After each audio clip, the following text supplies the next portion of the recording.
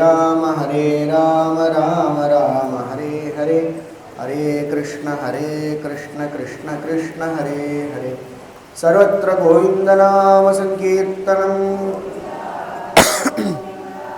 सद्गुरुनाथ महाराज की हरे रामेति कृष्णेति नाम संकीर्तनम सदा लोकक्षेमाय कुर्वन्तं प्रेमिकं सद्गुरुं भजे कलये सुन्दराकारं सदैकप्रियदर्शनम् अज्ञाननाशकं देवं सद्गुरुं मुरलीधरं मुरलीमण्डितकरकमलं मुनिजनमोहनं व्यत्यस्तपादं वनमालाधारिणं प्रेमभक्तमण्डलनित्यकीर्तितं प्रेमिकवरदम् आश्रयेऽहम् योऽन्तः प्रविश्य मम वाचमिमां प्रसुप्तां सञ्जीवयत्यखिलशक्तिधरस्वधाम्ना अन्यांश्च हस्तचरणश्रवणत्वगादीन् प्राणान् नमो भगवते पुरुषाय तुभ्यं जन्माद्यस्य यतोऽन्वयादितरतश्चार्थेष्वभिज्ञस्वराट् तेने ब्रह्महृदायादिकवये मुह्यन्ति यत्सूरयः तेजो वारिमृदं यथा विनिमयो यत्र त्रिसर्गो मृषा धाम्ना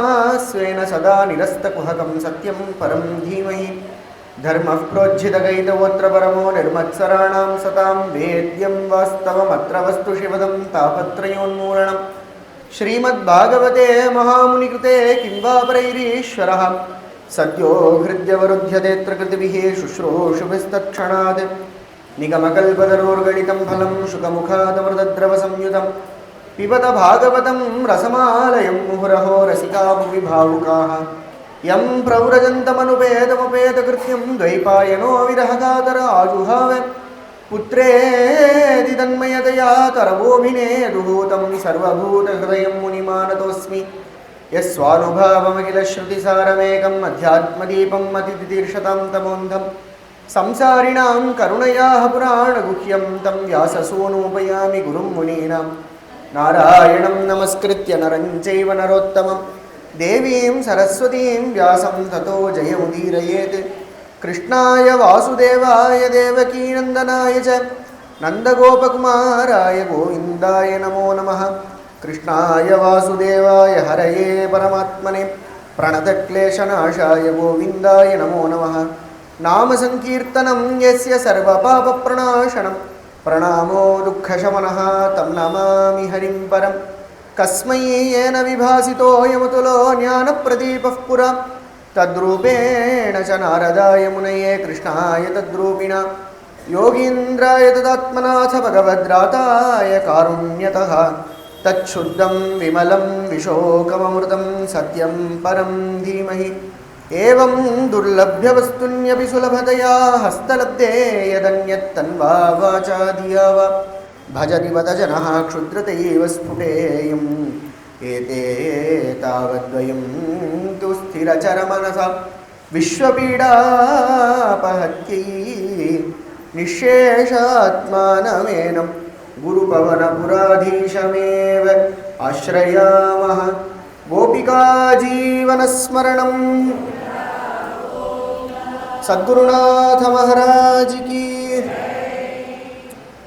ஸ்ரீஸ்பதியான பகவான் ஸ்ரீ குருவாயூரப்பன் யோகேஸ்வரனாக இருக்கிறதும் சர்வசக்தனாக இருக்கிறதையாவும் எந்தெந்த காரியங்கள் நம்ம சாதிக்க முடியாதுன்னு நினைக்கிறோமோ அதத்தனையும் சாதித்து கொடுத்து விடுவோம். அதற்கு ஒரு பெரிய உதாரணம் எது அப்படின்னா, நேத்திக்கு அனுபவித்த கதையில் பரீட்சித்த பகவான் காப்பாற்றினது. நம்ம வாழ்க்கையிலையும் இந்த மாதிரி ஒரு அனுபவம் ஏற்படுறதுக்கு வாய்ப்பு இருக்குது. என்ன அனுபவம் அப்படின்னா, ஏதாவது வியாதி வந்துடுது அப்படின்னு வச்சுப்போம். இந்த வியாதி வந்துடுத்து அப்படின்னா டாக்டர்கிட்ட போகிறோம், ஒரு ஆஸ்பத்திரிக்கு போகிறோம். ஒரு ஸ்டேஜுக்கு மேலே அந்த வியாதியை குணப்படுத்த முடியல அப்படின்னா கடைசியில் ஒரு நல்ல வைத்தியராக இருந்தால் அவரே என்ன சொல்லிடுவார் அப்படின்னா, நாங்கள் முயற்சி பண்ணுறோம், இருந்தாலும் நீங்கள் பிரார்த்தனை பண்ணிக்கோங்க அப்படின்னு ஒரு வார்த்தை அவளே சொல்கிறான். அது என்ன காட்டுறது அப்படின்னா, மனுஷனுடைய பிரயத்னத்தை மீறி ஒன்று இருக்குது அப்படின்னு நமக்கு தெரிஞ்சுருச்சு. அப்போ மனுஷ பிரயத்னத்தை மீறி மனுஷனால் சாதிக்க முடியாததை பகவானால் சாதிக்க முடியும் அப்படின்றதும் நமக்கு தெரியாது, ஒரு நம்பிக்கையும் வருது. இந்த இடத்துல சந்தர்ப்பத்தை பார்த்தோம் அப்படின்னா, பாண்டவர்கள்லாம் உயிரோட இருக்கா, பாண்டவர்கள் மேலேயும் தான் இந்த பிரம்மாஸ்திரம் வருது. ஆனால் 5 பேர் பிரத்யட்சமாக இருக்கும் பொழுது பகவான் அவளை எப்படி காப்பாற்றுறா அப்படின்னா, சுதர்ஷனேன ஸ்வாஸ்திரேன ஸ்வானாம் ரக்ஷாம் யதாத் விபு. பகவான் தன்னுடைய சுதர்சனாஸ்திரத்தை வச்சுண்டு பஞ்ச பாண்டவர்களை காப்பாற்றிட்டான். அது பண்ண முடிஞ்சது. பிறக்காத குழந்தையை எப்படி காப்பாற்றுறது?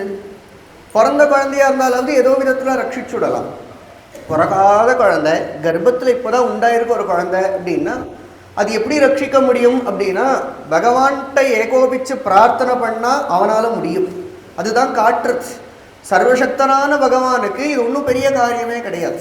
பாகவதத்தில் இந்த ஒரு லீலையை பகவான் பண்ண பிறகு அழகாக ஒரு ஸ்லோகத்தை லேசாக அப்படியே ஒரு கோடிட்டு தான் காட்டும். இதுதான் பாகவதத்துடைய அழகு. அதை நம்ம பாராயணம் பண்ணும்போது அதை சூக்ஷ்மமாக கவனிச்சா ரொம்ப அருமையாக இருக்கும், ரசிக்கிறதுக்கு ரொம்ப அருமையாக இருக்கும்.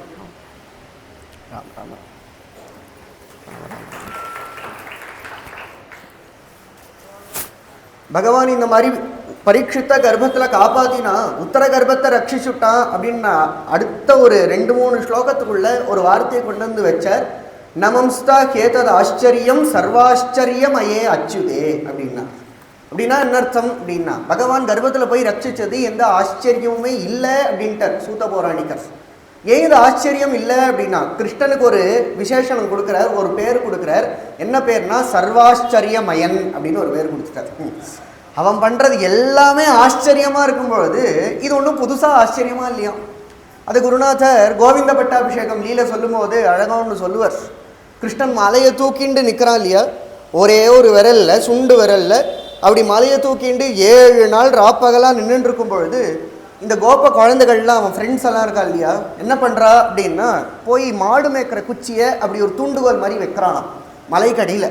தூண்டுகோல் மாதிரி வச்சுட்டு கிருஷ்ணனை பார்த்து சொல்கிறா, டே கிருஷ்ணா ஏண்டா இன்னும் பிடிச்சுட்டு இருக்க, நாங்கள் குச்சியெல்லாம் வச்சுட்டோம், குச்சியில் அந்த மலை நிற்கும், நீ அதை விட்டு வா, நம்ம ஏதாவது விளையாட்டு விளையாடலாம், தாண்டு குதிரை விளையாடலாம், ஓடி பிடிச்சி விளையாடலாம், மலை அடியில் நன்னா இருக்குது அப்படின்றான். ஏன் இந்த கோபர்களுக்கெல்லாம் சிச்சுவேஷனுடைய சீரியஸ்னஸ் புரியலையா அப்படின்னா அவளுக்கு பழக்கப்பட்டு போயிடுச்சு. இந்த மாதிரி தான் காளியன்னு ஒரு பாம்பு வந்தது, பகவான் ஜாலியாக அது மேலே ஏறி டான்ஸ்லாம் ஆடினான், நர்த்தனம் பண்ணான். பகாசுரன் ஒரு கொக்கு ரூபத்தில் ஒரு பறவை ஒன்று வந்தது, ஒரு அசுரன் வந்தான் அப்படின்னா கிழிச்சு போட்டுவிட்டான்.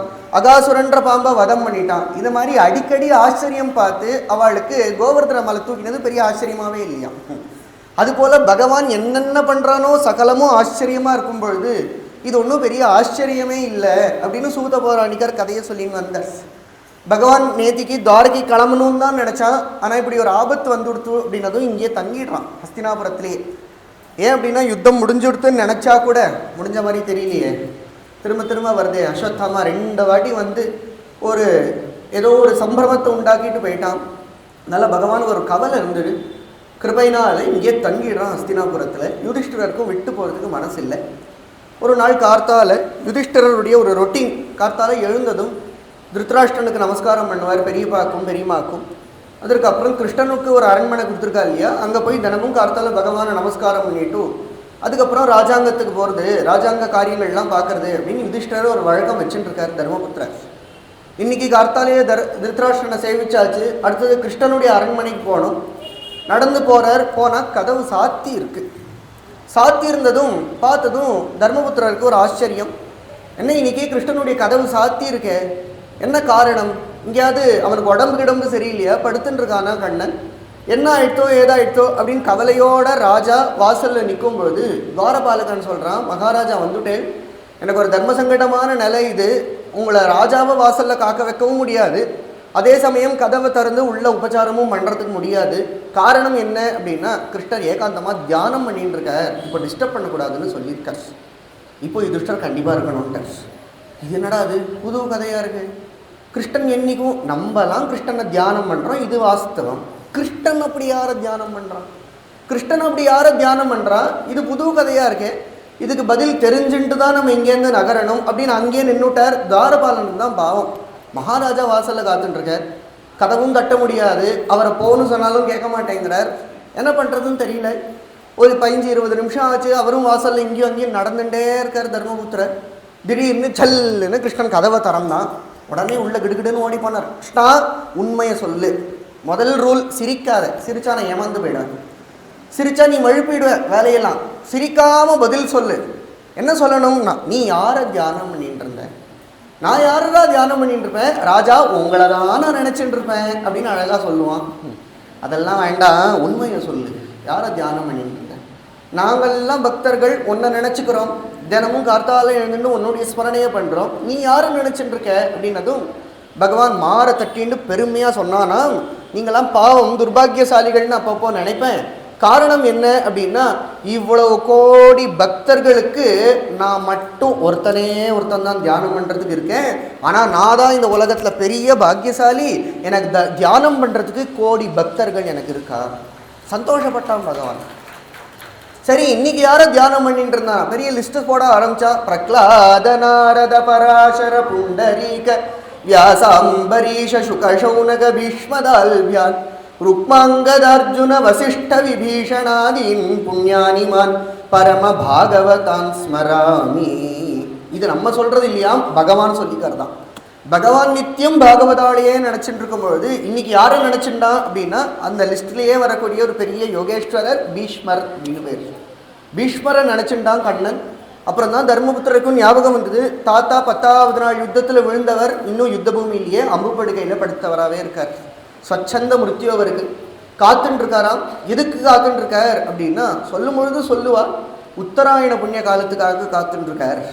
காரணம் என்ன அப்படின்னா, வேதத்தில் ஒரு மந்திரம் மகாநாராயணோபனிஷத்து முடியும் பொழுது சொல்லும்போது சொல்கிறார், ய ஏவம் வித்வானுதகயனே பிரமீயதே தேவானாமேவ மகிமானங்கத்வாதித்யஸ்ய சாயுஜ்யங்கச்சதி. யார் உத்தராயண புண்ணிய காலத்தில் பிராணனை விடுறாளோ அவள் ஆதித்யனுடைய சாயுஜ்யத்தை அடையிறா அப்படின்னு வேத மந்திரம் சொல்கிறது நமக்கு. அப்போ உத்தராயண புண்ணிய காலத்தில் பிராணன் போச்சுன்னா விசேஷம், அதுக்காக காத்துருக்கார் அப்படின்னு வெளிப்படையாக சொன்னால் கூட அவருடைய அந்தரங்க ஹிருதயம் என்ன அப்படின்னா, எல்லா பக்தர்களுக்கும் இருக்கிற ஆசைப்படி பிராணன் போகும்பொழுது பகவானை பார்த்துட்டே பிராணன் போகணும். எல்லாருக்கும் அதுதானே. கடைசி காலத்தில் பகவத் ஸ்மரணை வேணும், அவனையே அடையணும். இதுதான் எல்லா பக்தர்களுக்கும். அதுக்கு தான் இவ்வளோ பிரயத்தனமும் பண்ணிட்டு இருக்கோம். கடைசி காலத்தில் அந்த ஸ்மரணை நமக்கு வரணும் அப்படின்னதும் தத்தோ வினசனம் பிராகாது எத்திர தேவ விரதோ அபதது. கிருஷ்ணர் அத்தனை பாண்டவர்களையும் கூட்டிண்டு, யாரெல்லாம் ராஜ்யத்தில் இருந்தாலோ அத்தனை பேரையும் கூட்டிண்டு வினசனம் அப்படின்னா குருக்ஷேத்திர யுத்த பூமி, அந்த இடத்துக்கு போய் நின்னாலாம். போய் பார்த்ததும் பீஷ்மர் அப்படியே படுத்து கிடக்கார். 10வது நாள் யுத்தத்தில் கீழே விழுந்தவர் யோக தாரணையை பண்ணிட்டு உபனிஷத் மந்திரங்களையே அனுசந்தானம் பண்ணிட்டு அன்னைக்கு பாத்தாள கங்கை ஜலத்தை பிராசிச்சவர், அதை சாப்பிட்டவர். அதுக்கப்புறம் ஒரு அன்னாகாரம் கிடையாது, ஆனால் பிராணதாரணம் மட்டும் ஓடிண்டே ஒரு பெரிய யோகி. அப்படியே இருந்ததும் இத்தனை பாண்டவர்களும் சுற்றி வந்து நின்னதும் அத்தனை பேரும் கண்ணால் ஜலம் விட்டா. பீஷ்மனும் இவாளெல்லாம் பார்த்ததும் அபியாச்சஷ்டானுராகாஸ்ரீஹி அங்கீபூதேன சக்ஷுஷா, அப்படியே பார்வையோட ஆசையாக பார்த்தார். ஆனால் பார்த்தா இந்த பாண்டவர்களுடைய முக்கெல்லாம் தெளிவாக தெரியலையாம். ஏன் தெரியல அப்படின்னா, அழுக வர ஆரம்பிச்சுட்டு இவாளை பார்த்ததும். ஏன் அழுக? என்ன கஷ்டப்பட்டிருக்கா பாண்டவர்கள், அவள் கஷ்டத்தை நினச்சி. அதுவும் முக்கியமாக யார் அப்படின்னா குந்தியுடைய கஷ்டத்தை நினச்சி.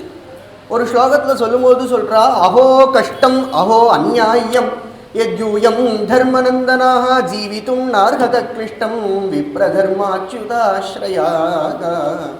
வாழ்க்கையில் கஷ்டம்ன்றது எல்லாருக்கும் வரதான் வரும். ஆனால் நம்ம என்ன சொல்லுவோம், நம்மளை வச்சுட்டு பார்ப்போம் அப்படின்னா, வாழ்க்கையில் ஒருத்தன் கஷ்டப்படுறான், சரி கஷ்டத்துக்கு என்ன காரணம் அப்படின்னா என்ன சொல்லிவிடுவோம், முதல்ல சாமர்த்தியம் இல்லை, உழைச்சிக்கிறதுக்கு சாமர்த்தியம் இல்லை, அதனால் கஷ்டப்படுறான், ஏமாளியாக போயிட்டான் அப்படின்னு நம்ம விஷயத்தில் சொன்னால் தகும். பாண்டவர்கள் ஆனால் கஷ்டப்பட்டாளே அப்படின்னா அவளுக்கு சாமர்த்தியம் இல்லையா அப்படின்னா, புத்தி சாதுரியத்துக்குன்னே 2 பேர் இருந்தால் நகுலரும் சகதேவனும், 2 பேர் சாட்சாத் புத்தி சாதுரியத்தினுடைய ஸ்வரூபமாக இருக்கும்பொழுது அஸ்வினி குமாரர்களுடைய அம்சம் அவள் இருந்தும் கஷ்டம் தானே பட்டானா. சரி, அப்போ சாமர்த்தியம் மட்டும் இருந்தால் போராதுப்பா, பராக்கிரமம் வேணும், தைரியம் வேணும், வாழ்க்கையை ஃபேஸ் பண்ணுற தைரியம் வேணும் அப்படின்னு நம்ம சொன்னோம் அப்படின்னா, சாட்சாத் அர்ஜுனனே இருந்தான் அவளுக்கு. பராக்கிரமம்னா அர்ஜுனனுடைய பராக்கிரமத்துக்கு ஈடானது வேறு எதுவும் இல்லை, ஆனாலும் கஷ்டப்பட்டாளே. சரி, அப்போ பராக்கிரமம் தைரியம் புத்திசாலித்தனம்லாம் மட்டும் இருந்தால் போராது, உண்மையான பலம் வேணும். பலம் இருந்தால் மட்டும்தான் வாழ்க்கையில் ஜெயிக்க முடியும் அப்படின்னு சொன்னால், 1000 யானைக்கு சமமான பலம் கொண்டவன் பீமன். அந்த பீமன் பாண்டவர்களில் ஒருவனாக இருந்த பொழுதிலும் கஷ்டம்தானே பட்டா. அடுத்தது என்ன சொல்லுவோம், பலம் மட்டும் இருந்தால் போருமா, ரா பவர் மட்டும் இருந்தால் போராது, பராக்கிரமம் மட்டும் இருந்தால் போராது, புத்தி சாதுரியம் மட்டும் இருந்தால் போராது, தர்மத்தில் நிற்கணும். அதர்மத்தில் இருந்துட்டு இத்தனையும் இருந்தால் கூட அது பிரயோஜனம் கிடையாது. தர்மத்தில் நிற்கணும், அப்போ தான் கஷ்டப்படாமல் சௌக்கியமான வாழ்க்கை இருக்கும் அப்படின்னு சொன்னால் சாக்ஷாத் தர்மபுத்திரரே இருக்கார். ஆனாலும் கஷ்டப்பட்டாளே. எத் யூயம் தர்மநந்தனாக, சாட்சாத் தர்மபுத்திரரை இருந்தும், பீமன் இருந்தும், அர்ஜுனன் இருந்தும், நகுல சகதேவர்கள் இருந்தும் கஷ்டப்பட்டா அப்படின்னா சரி, இது வரைக்கும் கூட பரவாயில்ல. நீ தர்மத்தில் நின்னாலும் உனக்கு பல பராக்கிரமங்கள், தைரியம், புத்தி சாதுரியங்கள் இருந்தால் கூட நீ பகவானை ஆசிரியிக்கலனா உனக்கு கஷ்டம் வரும் வாழ்க்கையில் அப்படின்னு சொன்னது நியாயம் அப்படின்னு எடுத்துட்டா கூட, இங்கே அந்த சாட்சாத் கிருஷ்ணனே இவளுக்கு தேரோட்டியாகவும் சேவகனாகவும் தன்னுடைய தம்பி போலவும் நண்பன் போலவும் அவ்வளவு உழைச்சிருக்கானே கிருஷ்ணன். தூது பேருக்கானே நடந்து தேரை ஓட்டிண்டு தான் பேருக்கான், தான் தேரை ஓட்டி யுத்தத்தை நடத்தியிருக்கான் அப்படின்னா அந்த பகவானே இந்த வீட்டில் தான் குடியிருந்தான். அந்த பகவானே இந்த கிரகத்தோட தான், இந்த பாண்டவர்களோட தான் சம்பந்தப்பட்டா. இந்த பாண்டவர்கள் ஒவ்வொரு கஷ்டம் வரும்போதும் பகவானை தான் ஆசிரியிச்சா, ஆனாலும் கஷ்டம் வந்தது. அப்போது தர்மத்தில் நின்னா கூட, பகவானை ஆசிரியிச்சா கூட, புத்தி சாதுரியங்கள் இருந்தால் கூட, பலம் பராக்கிரமங்கள்லாம் இருந்தால் கூட இவா கஷ்டப்பட்டாலே. அப்போ இதுக்கு என்ன காரணம்? இது ஒரு காரணம் இருக்கணுமே. பாண்டவர்கள்லாம் நிறைய பாப்பம் பண்ணியிருக்கா, அதனால தான் கஷ்டப்பட்டான்னு சொன்னால் அது சர்வதா பொருந்தாது. நம்ம விஷயத்தில் வேணால் சரி, பாண்டவர்கள் விஷயத்தில் எப்படி சொல்ல முடியும்? ஒன்று தேவதாம்சமாக வந்து பிறந்திருக்கிறவா. அப்போ இத்தனை கஷ்டத்துக்கும் ஏதோ ஒரு காரணம் இருக்கணும் இல்லையா?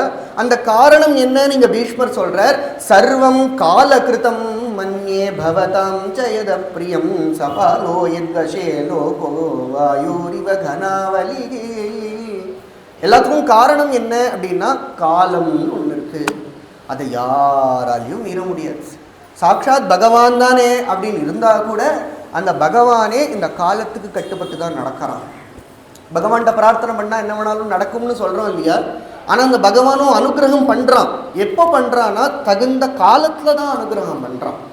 நம்மளும் பிரார்த்தனை பண்ணோம். நமக்கு எக்கச்சக்க பிரார்த்தனைகள் இருக்கே, ஆசைகளும் இருக்கே. இன்னைக்கு குருவாயூரப்பன்ட்ட வந்து நிற்போம், குருவாயூரப்பா இப்போ தான் வேலைக்குள்ள முதல் நாள் நான் சேர்ந்துருக்கேன், இன்றைக்கி தான் எனக்கு முதல் மாதம் சம்பளம் வந்திருக்கு, 20,000 ரூபா வந்திருக்கு, எனக்கு உன்ட்ட நான் வேண்டிக்கிறேன், எனக்கு நாளைக்கே ஒரு நல்ல பென்ஸ் கார் வாங்கணும் அப்படின்னு கேட்டால் சாத்தியமா? இல்லையே. பிரார்த்தனை இருக்குது, குருவாயூரப்பன் கிருப்பை பண்ணத்தான் பண்ணுவான். ஆனால் எப்போ பண்ணுவான் அப்படின்னா பைசாக்கள்லாம் சேர்ந்து வாங்கிறதுக்கு ஒரு தகுதியை கொடுத்துட்டு அதுக்கப்புறம் தான் அந்த அனுகிரகம் காலத்தில் தான் பலிக்கும். திடீர்னு எடுத்த உடனே இப்போ தான் குழந்தை முதல் நாள் ஸ்கூலுக்கு போயிருக்கு, அடுத்த நாள் நம்ம போய் பிரார்த்தனை பண்ணி உனக்கு டாக்டரேட் வேணும், பிஹெச்டி வாங்கிடணும் அடுத்த நாளே அப்படின்னா அது சாத்தியமா? பகவான் பண்ணுவான், கண்டிப்பாக அனுகிரகம் பண்ணிவிடுவான். ஆனால் தகுந்த காலத்தில் அந்த ஜீவனை அதை ஏற்றுக்கிற மாதிரி பக்குவப்படுத்தி தான் பகவான் பண்ணுறான். அப்படின்னா சாட்சாத் கிருஷ்ணனும் காலத்துக்கு கட்டுப்பட்டு தான் இருக்கான் அப்படின்றது பீஷ்மரே சொல்லிட்டு வர. மேலே தர்மபுத்திரரை பார்த்து சொல்கிறார், தர்மபுத்திரர் வந்திருக்காரு, அவருக்கு உபதேசங்களை பண்ண வேண்டியது அப்படின்னதும் தர்மபுத்திரருக்கு அத்தனை தர்மங்களையும் சொல்லின்னு வரார், உபன்யாசம் பண்ணுறார். இது உபன்யாசம் பண்ணுறதுக்கு நிலைமையா இடமா அப்படின்னு பார்த்தா சுத்தமாக கிடையாது. இருக்கிறது யுத்த பூமி. இவரோ அம்புகள்லாம் குத்தி இப்படி கீழே விழுந்திருக்கார் பீஷ்மர்.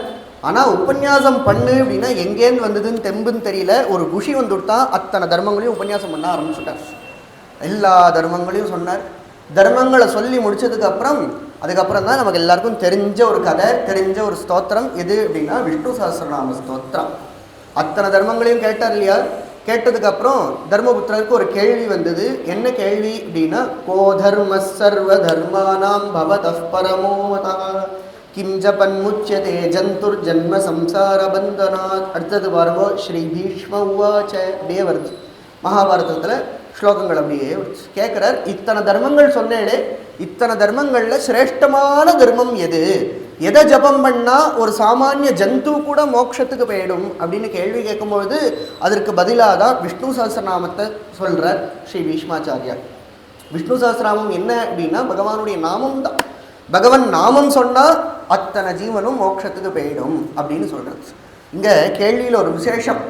மனுஷன் எதை ஜபம் பண்ணால் மோட்சத்துக்கு போவான்னு கேட்கல, கிம் ஜபன் முச்சியத்தே ஜந்துஹு அப்படின்னு ஒரு வார்த்தையை போடுறாரு. ஜந்துனா என்ன அர்த்தம் அப்படின்னா ஜனன தர்மானம் அப்படின்னு அர்த்தம். எதெல்லாம் பிறந்திருக்கோ அதெல்லாமே ஜந்து தான்.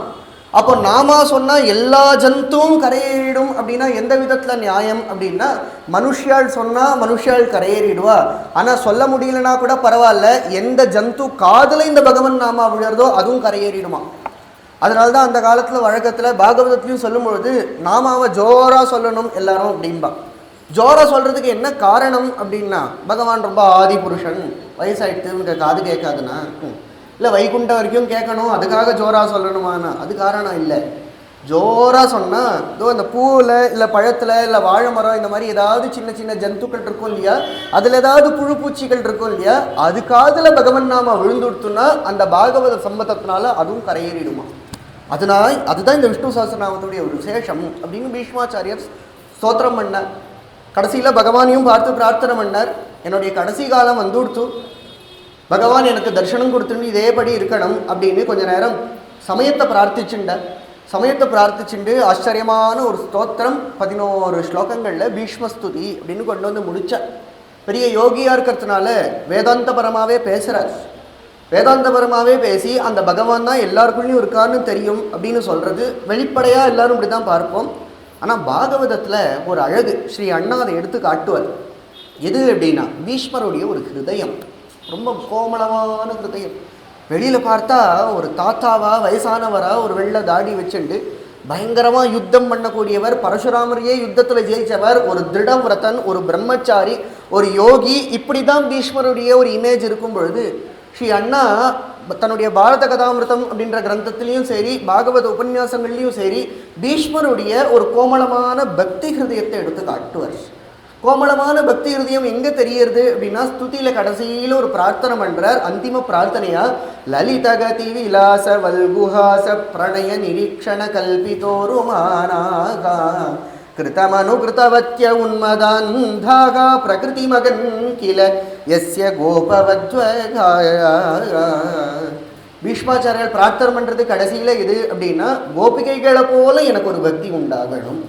எந்த கோபிகைகளும் கிருஷ்ணனை பார்த்து கிருஷ்ணனை நினச்சி கிருஷ்ணனை பார்த்து அவனை மாதிரியே சிரித்து அவனை மாதிரியே நடந்து தன் மனஸ்காக தத் ஆலாபாக தத் விசேஷ்டாக தத் ஆத்மிகாக தத் குணானேவ காயந்தியா அப்படின்னு கிருஷ்ணனாவே ஆகிட்டாலோ எந்த கோபிகைகள், அந்த கோபிகைகளை போல எனக்கு ஒரு பக்தி உண்டாகணும் அப்படின்னு அந்திம பிரார்த்தனையாக பீஷ்மாச்சாரியால் பண்ணுறார். அப்படின்னா இது காட்டுறது என்னன்னா பீஷ்மருடைய பக்தி அப்படின்றது ஒன்று, அதை காட்டிலும் கோபிகைகளுடைய பெருமை ரெண்டும் தெரிஞ்சுருச்சு. கடைசியில் பகவானை ஸ்துதி பண்ணிட்டு பகவானை பார்த்துட்டே அந்த சுவாச உபாரமத்து தன்னுடைய கடைசியே மூச்சை விட்டார் பீஷ்மாச்சாரியால். தன பேரும் கொஞ்ச காலம் வருத்தப்பட்டு அதுக்கப்புறம் அவருக்கு என்னென்ன கிரியைகள் பண்ணணுமோ அதை அத்தனையும் பண்ணி திரும்ப தன்னுடைய இடங்களுக்கு வந்தார். பகவான் பார்த்தா போகிறோம், ஹஸ்தினாபுரத்தில் இருந்தது போகிறோம், நம்மளுடைய துவாரகைக்கு கிளம்பி போகலாம் அப்படின்னு கிளம்பினா கூட உத்தவன் சாத்தியகி எல்லாரும் அர்ஜுனனும் மட்டும் கூட வரார். பாக்கி எல்லா ஸ்திரீகள்லாம் வாசல் வரைக்கும் வந்து பிரியாவிடையா பகவானை விட்டு பிரிஞ்சு போக முடியாதபடி ஒரு பிரியாவிடைய ஒரு கிளப்பி விடுறா. பகவானும் கிளம்புறான். கிளம்பி போகிற வழியெல்லாம் சொல்லின்னு வரா. பகவான் எந்த ஒரு ரூட்டில் திரும்ப துவாரகைக்கு போகிறான் அப்படின்லாம் வர்ணிச்சுட்டே வந்ததும் துவாரகைக்குள்ளே வந்தான் பகவான். தான் வந்ததை எல்லாருக்கும் தெரிய வைக்கணும் அப்படின்ற ஒரு ஆசையில் என்ன பண்ணா அப்படின்னா ஒரு சங்கநாதம் பண்ணினான். ச உச்சகாஷே தவளோதரோதரோபி உருக்ரமஸ்யே அதரசோண சோணிமா தாத்மாயமான கரகஞ்ச சம்புட்டே சாப்ஜண்டே கலகம் ச உத்ஸ்வனகா. பகவான் அந்த துவாரகைக்குள்ளே நுழையும் போதே தன்னுடைய பாஞ்சஜன்யம் வெள்ளவெளேர்னு இருக்கக்கூடிய சங்கம் அதை எடுத்து இப்படி முகத்தில் வச்சு அந்த அதரத்தில் அவனுடைய ஒரு செவந்த அதரம் இருக்குமா அந்த உதடலை இப்படி வச்சு பொம்பம் பொம்பம்னு ஊதினானா அந்த சங்கு. சாமானிய விஷயம் தானே, சங்கநாதம் பண்ணால் எல்லாருக்கும் தான் வந்தது தெரிய வச்சான் அப்படின்னு சாமானிய விஷயம்தானே அப்படின்னா பாகவதம் ரசிக்க கிரந்தம். அதனால் எந்த விஷயம் சொன்னால் கூட அழகாக சொல்லும், ஒரு காவியமாக சொல்லும். பகவான் சங்கநாதம் பண்ணா அப்படின்னு சொல்கிறது எப்படி வர்ணிக்கிறது அப்படின்னா பகவானுடைய கை வந்து செக்கச்சவேல்னு இருக்கான் தாமரை மாதிரி. இந்த சங்கோ எப்படி இருக்குதுன்னா நல்லா வெள்ளை வெள்ளையர்னு இருக்குது. இந்த கையில் இந்த சங்கு பிடிக்கும் போது என்ன ஆகிடுது அப்படின்னா ஒரு தாமரை மேலே ஒரு ஹம்சபக்ஷி உட்காந்துட்டுருக்கிற மாதிரி இருக்குது அப்படின்னா சரி. அங்கே அப்படியே கையில் இருந்தால் மட்டும் பரவாயில்ல, இவனோ என்ன பண்ணா அப்படின்னா அந்த சங்கை எடுத்து தன்னுடைய வாயில் தானே வச்சுருந்தான், தன்னுடைய அதரத்தில் வச்சுருந்தான் இல்லையா. வெள்ளை வெள்ளைன்னு இருக்கிற சங்கை இப்படி தன்னுடைய முகத்தில் வைக்கும் பொழுது அவனுடைய செவந்த அந்த உதடு அந்த வெள்ளை வெள்ளைன்னு சங்கு மேலே படும்போது அந்த சங்கமே செவந்து போயிடுச்சான். எதனால அப்படின்னா இவனுடைய ஒரு அதரத்தினுடைய ரெட்னஸ்னால. அதர சோண சோனிமா. இன்னும் சுவாரஸ்யமாக சொல்லணும் அப்படின்னா கிருஷ்ணன் சங்கத்துக்கு முத்தம் கொடுத்தான். முத்தம் கொடுத்ததும் சங்கத்துக்கே வெக்கம் வந்து கொடுத்தான், செவந்து போயிடுச்சு.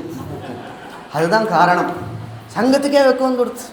இப்படி கிருஷ்ணனுடைய அதர பானம் நமக்கு கிடச்சி கொடுத்தே அப்படின்னு அப்படி வெக்கப்பட்டு குஷியில் ஒரு கூச்சல் போட்டு தான் இன்னொன்று சொல்லும்போது சொல்லுவா கை தாமரைன்னு சொன்னோம், அவருடைய முகமும் தாமரை மாதிரி இருக்கான். அப்போ இந்த ஹம்சபக்ஷி ஒரு தாமரையிலேருந்து இன்னொரு தாமரைக்கு குதிச்சு ஒரு சத்தம் போட்டால் எப்படி இருக்குமோ அது மாதிரி கை தாமரையிலேருந்து முகத்தாமரையில் இந்த சங்கம் போய் ஒரு நாதம் பண்ணித்து.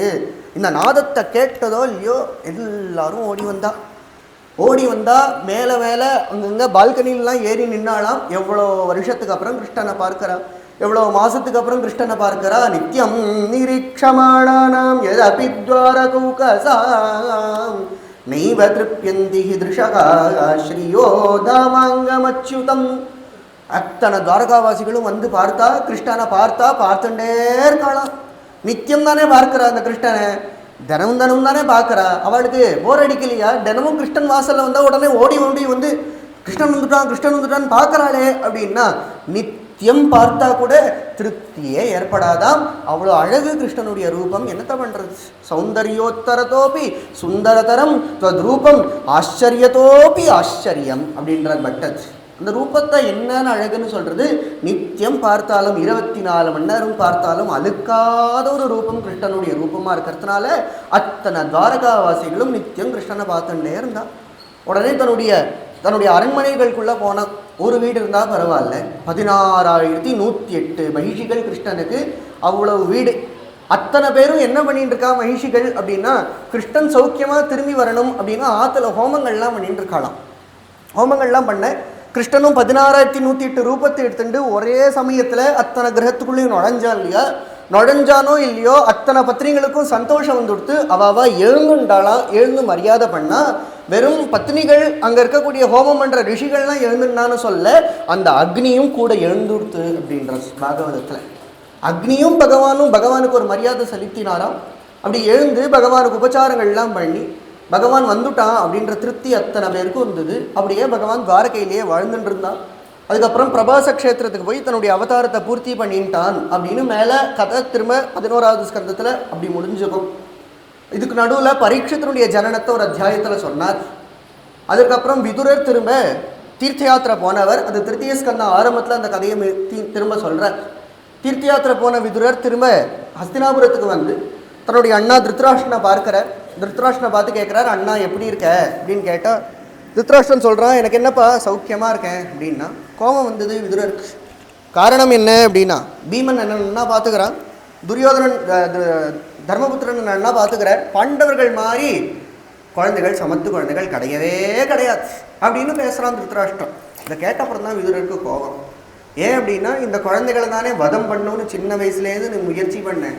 இன்னைக்கு அந்த குழந்தைகளை உனக்கு சாப்பாடு போடுறா, உன்னை பார்த்துக்கிறான்றதுனால வெக்கமே இல்லாமல் பல்லு இழிச்சுன்னு உட்காந்துட்டு இருக்கியே. உன்னுடைய சேஷ்டை எப்படி இருக்குது அப்படின்னா, ஆதத்தே பீமாப வர்ஜிதம் பிண்டம் ஆதத்தே கிரகபாலவத்து அப்படின்ற. எதுக்கு துல்லியம் அப்படின்னா, ஒரு நாயினுடைய பழப்புக்கு துல்லியமாக போயிடுத்து வந்து ஒரு பிடி சோறு கடிச்சு கொடுத்து அப்படின்னதும் இங்கே உட்காந்துட்டு இருக்கியே, உனக்கு வெக்கம் வரலையா, இன்னும் கொஞ்சம் உனக்கு வைராக்கியம் வரலையா அப்படின்னு திட்டி அவரை போதனை பண்ணி காந்தாரியும் திருத்தராஷ்டிரனும் கிளம்பி சப்தஸ்ரோதஸ் சப்தகங்கா கட்டம் அப்படின்னு ஹரித்வார் பக்கத்தில் இருக்குது. 7 நதியா 7 ஸ்ரோதஸா 7 ரிஷிகளுக்காக கங்கா நதி அங்கே ஓடுறா. அங்கே போய் தியானம் பண்ணி அவர்கள்லாம் மோட்சத்துக்கு போனான். விதுரரும் பின்னாடி மைத்திரேயர்கிட்ட ஞானத்தை பெற்றுண்டு அவரும் மோட்சத்துக்கு போனார் அப்படின்னு கதையை முடித்தார். அதுக்கப்புறம் சில துஸ்ஸகுணங்கள்லாம் தெரிஞ்சுது. ஏன் அப்படின்னா, கண்ணன் கிளம்பிட்டான். பூமியில் கலியுகம் ஆரம்பம் ஆயிடுத்து. யுதிஷ்டருக்கு கவலை. 7 மாதம் ஆயிடுத்து அர்ஜுனன் போய் இன்னும் அவன் திரும்பி வரலையே அப்படின்னு கவலைப்பட்டுட்டே இருக்கும்போது ஒரு வயசானவர் வாசலில் ஒரு பெரிய குச்சியை வச்சுட்டு டொக்குன்னு நடந்து வராராம். பார்த்தாலே பாவமாக இருக்குது. யாரோ ஏதோ அப்படின்னு கிட்டக்க போய் பீமன் வரவேற்று பார்த்தா தம்பி அர்ஜுனனுக்கு என்ன இப்படி ஒரு நிலைமை வந்துடுத்தே அப்படின்னு தேஜஸெல்லாம் இழந்து ரொம்ப க்ஷீண திசையில் வந்திருக்கானே அப்படின்னு விசாரிக்கும் பொழுது தான் அர்ஜுனன் புலம்புறான். வஞ்சிதோகம் மகாராஜ ஹரிணா பந்துரூபிணா ஏனமே அபகிருதம் தேஜோ தேவ விஸ்மாபனம் மகத் யஸ்ய க்ஷண வியோகேன லோகோஹி அப்ரியதர்ஷனகா உக்தேன ரஹிதோ தீரகா மிருதக ப்ரோச்யதே யதா. அர்ஜுனன் புலம்புறா, அண்ணா நாங்களாம் ஏமாந்து போயிட்டோம், நம்மளாம் ஏமாத்திட்டு போயிட்டான். அவன் யாருடா சொல்கிற, என்னடா சொல்கிற அப்படின்னா, கிருஷ்ணன் நம்மளெல்லாம் விட்டுவிட்டு கிளம்பிட்டான். அவன் பகவானாமே தெரியாமல் போயிடுச்சு. அவனை நான் ஏதோ நண்பன்னு நினச்சிட்டேன். அவனை ஏதோ ஒரு தேரோட்டின்னு நினச்சிட்டேன், என்னுடைய ஃப்ரெண்டு, என்னுடைய ஒரு மாமா பையன், என்னுடைய பங்காளி, சொந்தம்னு நினச்சிட்டேன், பகவான்னு தெரியாமல் போயிடுத்தேன். சாமான்யமாக அவனோட ஷையாசனாட்டன விகத்தன போஜனாதிஷு ஐக்கியாத்து வயசிய ரித்தவான் இது விப்ரலப்தா அப்படின்றான். விளையாடும் போது சாப்பிடும்போது அவன் தோல் மேலே கையை போட்டுண்டு டேய்னு ஏகவச்சனத்தில் பேசியிருக்கேன், டேய் வாடா கிருஷ்ணா இங்கே போலாண்டா அப்படின்னு அவன் கையை இழுத்து பிடிச்சிண்டு, நான் ராத்திரி எனக்கு தூக்கம் வரல அப்படின்னா என் காலை அவன் மேலே போட்டுண்டு நான் உட்காந்துட்டு இருக்கேன், அவன் எனக்காக தேரோட்டினா, எனக்காக இவ்வளோ காரியங்கள் பண்ணினா, அவன் பகவான்னு எனக்கு தெரியாமல் போயிட்டேன் அப்படின்னு ஓன அழுதான் அர்ஜுனன். யுதிஷ்டர் பார்த்தார், இதற்கு எப்போ பகவான் இந்த லோகத்தில் இல்லையோ நமக்கும் இங்கே வேலை கிடையாது, கலியுகம் ஆரம்பிச்சு கொடுத்தோ அதர்ம பிரபவகா கலிகி, இது இனிமேல் அதர்ம பகுலமான யுகம், நம்ம இருக்க வேண்டாம் அப்படின்னு அவர்கள் எல்லாமும் கிளம்பி போகிறா. பாண்டவர்கள்லாம் எல்லாமே தேவதாம்சமாக வந்தவர்கள், அவரவர்கள் அந்தந்த சொர்க்காரோகணம் அப்படின்னு அவரவர்களுடைய அம்சத்தோடு அவள்லாம் போய் சேர்ந்துடுறா அப்படின்னு இது ஒரு பலஸ்ருதியை வேற சொல்கிறார். யாரெல்லாம் இந்த பாண்டவ சொர்க்காரோகணத்தை கேட்குறாளோ பகவானத்தில் அவளுக்கு பக்தி உண்டாகும் அப்படின்னு இதுக்கு ஒரு விசேஷ பலஸ்ருதியும் உண்டு. அதுக்கப்புறம் பரீட்சித்தினுடைய கதையை ஆரம்பித்தார். பரீட்சித் யாரு அப்படின்னா 12வது அத்தியாயத்திலேயே சொன்னார், அங்குஷ்டமாத்திரமமலம் ஸ்புரத் புரட்டமூலினம் அபீட்சிய தரிசனம் ஷியாமம் தடித்தாசமச்சுதம் ஸ்ரீமத் தீர்க்க சதுர்பாகும் தப்த காஞ்சன குண்டலம் க்ஷதஜாட்சம் கதாபாணிம் ஆத்மனः சர்வதோதிஷம் பரிப்ரமந்தம் உல்காபாம் பிராமயந்தம் கதாம் முஹு. சின்ன கட்டவரல் அளவுக்கு ஒரு ரூபத்தை எடுத்துட்டு பகவான் உத்தர கர்ப்பத்துக்குள்ளே போனான். போய் இந்த குழந்தையை சுற்றி சுற்றி வந்து காப்பாற்றினான். எப்படி அப்படின்னா பரிப்ரமந்தம் உல்காபாம் பிராமயந்தம் கதாம் முஹு, தன்னுடைய கதையை இப்படி சுற்றி சுற்றி சுற்றி சுற்றி அப்படியே காப்பாற்றின்னு வந்தானான். கதையை சுற்றும் போது எப்படி இருந்தது அப்படின்னா உல்காபாம் அப்படின்றார். உல்கானா என்ன அர்த்தம்னா சம்ஸ்கிருதத்தில் இந்த தீபாவளிக்கு ஸ்பார்க்லர்னு ஒன்று வச்சு விளையாடுறோம் தெரியுமா, அந்த ஸ்பார்க்லர் இப்படி சுற்றி சுற்றினா ஒரு சக்கரம் மாதிரி நம்ம கண்ணுக்கு தெரியும் இல்லையா, அது போல் கதையை வேகமாக சுற்றி சக்கரம் மாதிரி அந்த குழந்தைக்கு காமிச்சுட்டு இருந்தானா. வாஸ்தவத்தில் ரட்சித்தது பிரம்மாஸ்திரத்துலேருந்து, ஆனால் லீலையாக பண்ணதுனால கிருஷ்ணன் எதை பண்ணாலும் அழகாக கேஷுவலாக பண்ணிவிடும். குழந்தைக்கு எப்படி இருந்ததுன்னா ஏதோ கிளுகிழுப்பு காட்டுற மாதிரி இருந்துச்சு கர்ப்பத்துக்குள்ளே. அதை வச்சுட்டு பகவான் ரட்சித்தான். 10 மாத காலம் ஆச்சோ இல்லையோ குழந்தை பிறந்தது, அந்த ரூபமும் மறைஞ்சு போயிடுது அப்படின்னு சொல்கிறார். பரீட்சித்து மேலே வளர்ந்து வந்தான். பரீட்சித் பிறந்த நாள்மிக்கே சில ஜோசியர்கள்லாம் வந்தாலாம், தெய்வஜர்கள்லாம் வந்து இவனுடைய ஜாதகத்தை எடுத்து யுதிஷ்டருக்கு தெரிவித்தா. இவன் எப்பேற்பட்டவனாக இருப்பான் அப்படின்னா பிரகலாதனை போல சத்பாவம் உள்ளவனாக இருப்பான். சர்வ சத்குணமாகாத்மே ஏஷ கிருஷ்ணவனூரத, கிருஷ்ணனை போல சர்வ குணங்கள் நிரம்பியவனாக இருப்பான். துல்லியஸ்ட அர்ஜுனையோர் தயோஹோ, 2 அர்ஜுனனுங்களுக்கும் துல்லியமான ஒரு பராக்கிரமமும் வீரமும் இவனுக்கு இருக்கும். ரந்தி தேவனை போல உதார குணமானவும், தாசரதியான ஸ்ரீ ராமச்சந்திரனை போல சத்தியசந்தனாவும் இருப்பான். இவன் பிற்காலத்தில் கலியை நிகிரகம் பண்ணுவான். ஆனால் ரிஷி சாபத்தினால இவனுக்கு தக்ஷகன்ற பாம்பு தீண்டி இவன் சாக கடவுது. ஆனால் பாகவதத்தை கேட்டு மோட்சத்துக்கே போயிடுவான் பிரம்மஜானிகள்டேந்து அப்படின்னு பிறந்த நாள் அன்னைக்கு ஜோதிஷாலாம் சொல்லிடுறான். சும்மா பிரசங்காத்து சொல்கிறேன், ஒரு தெரிஞ்சுக்கிறதுக்காக நம்ம விஷயங்கள்லாம். ஒரு வாட்டி குருநாதர் மெட்ராஸில் இருக்கும்போது நானும் கூட இருந்தேன். திடீர்னு பாகவத புஸ்தகத்தை கையில் கொடுத்ததும் பார்த்தார், நீ தான் பாகவதெல்லாம் சொல்கிறீங்க, உனக்கு ஏதாவது சந்தேகம் இருந்தால் என்கிட்ட கேளு அப்படின்னார். எனக்கு ரொம்ப நாளாக இந்த ஒரு சந்தேகம் இருந்துச்சு. அதுவும் இந்த காலத்தில் எங்கே பார்த்தாலும் நிறையா ஜோசியக்காரால் வந்துவிட்டான். ஜோசியக்காரால் நிறையா பரிகாரங்கள்லாம் சொல்கிறான். எதுக்கு எடுத்தாலும் டைம் சரியில்லை, இந்த பரிகாரம் பண்ணி இந்த கோவிலுக்கு போ அப்படின்லாம் சொல்கிறான். இவ்வளோ நாளாக இவ்வளோ வருஷமாக திருச்செந்தூர் முருகனை பார்க்க யார் வந்திருக்கான்னு எனக்கு தெரியல. ஆனால் இன்றைக்கி திருச்செந்தூர் கடலில் போய் பார்த்தா அத்தனை பேர் படுத்து கிடக்கா, கடல் ஓரத்தில் ராத்திரி இருக்கா, ஏதோ பரிகாரம். இதெல்லாம் ஒரு நம்பிக்கை இருக்குது ஜனங்களுக்கு.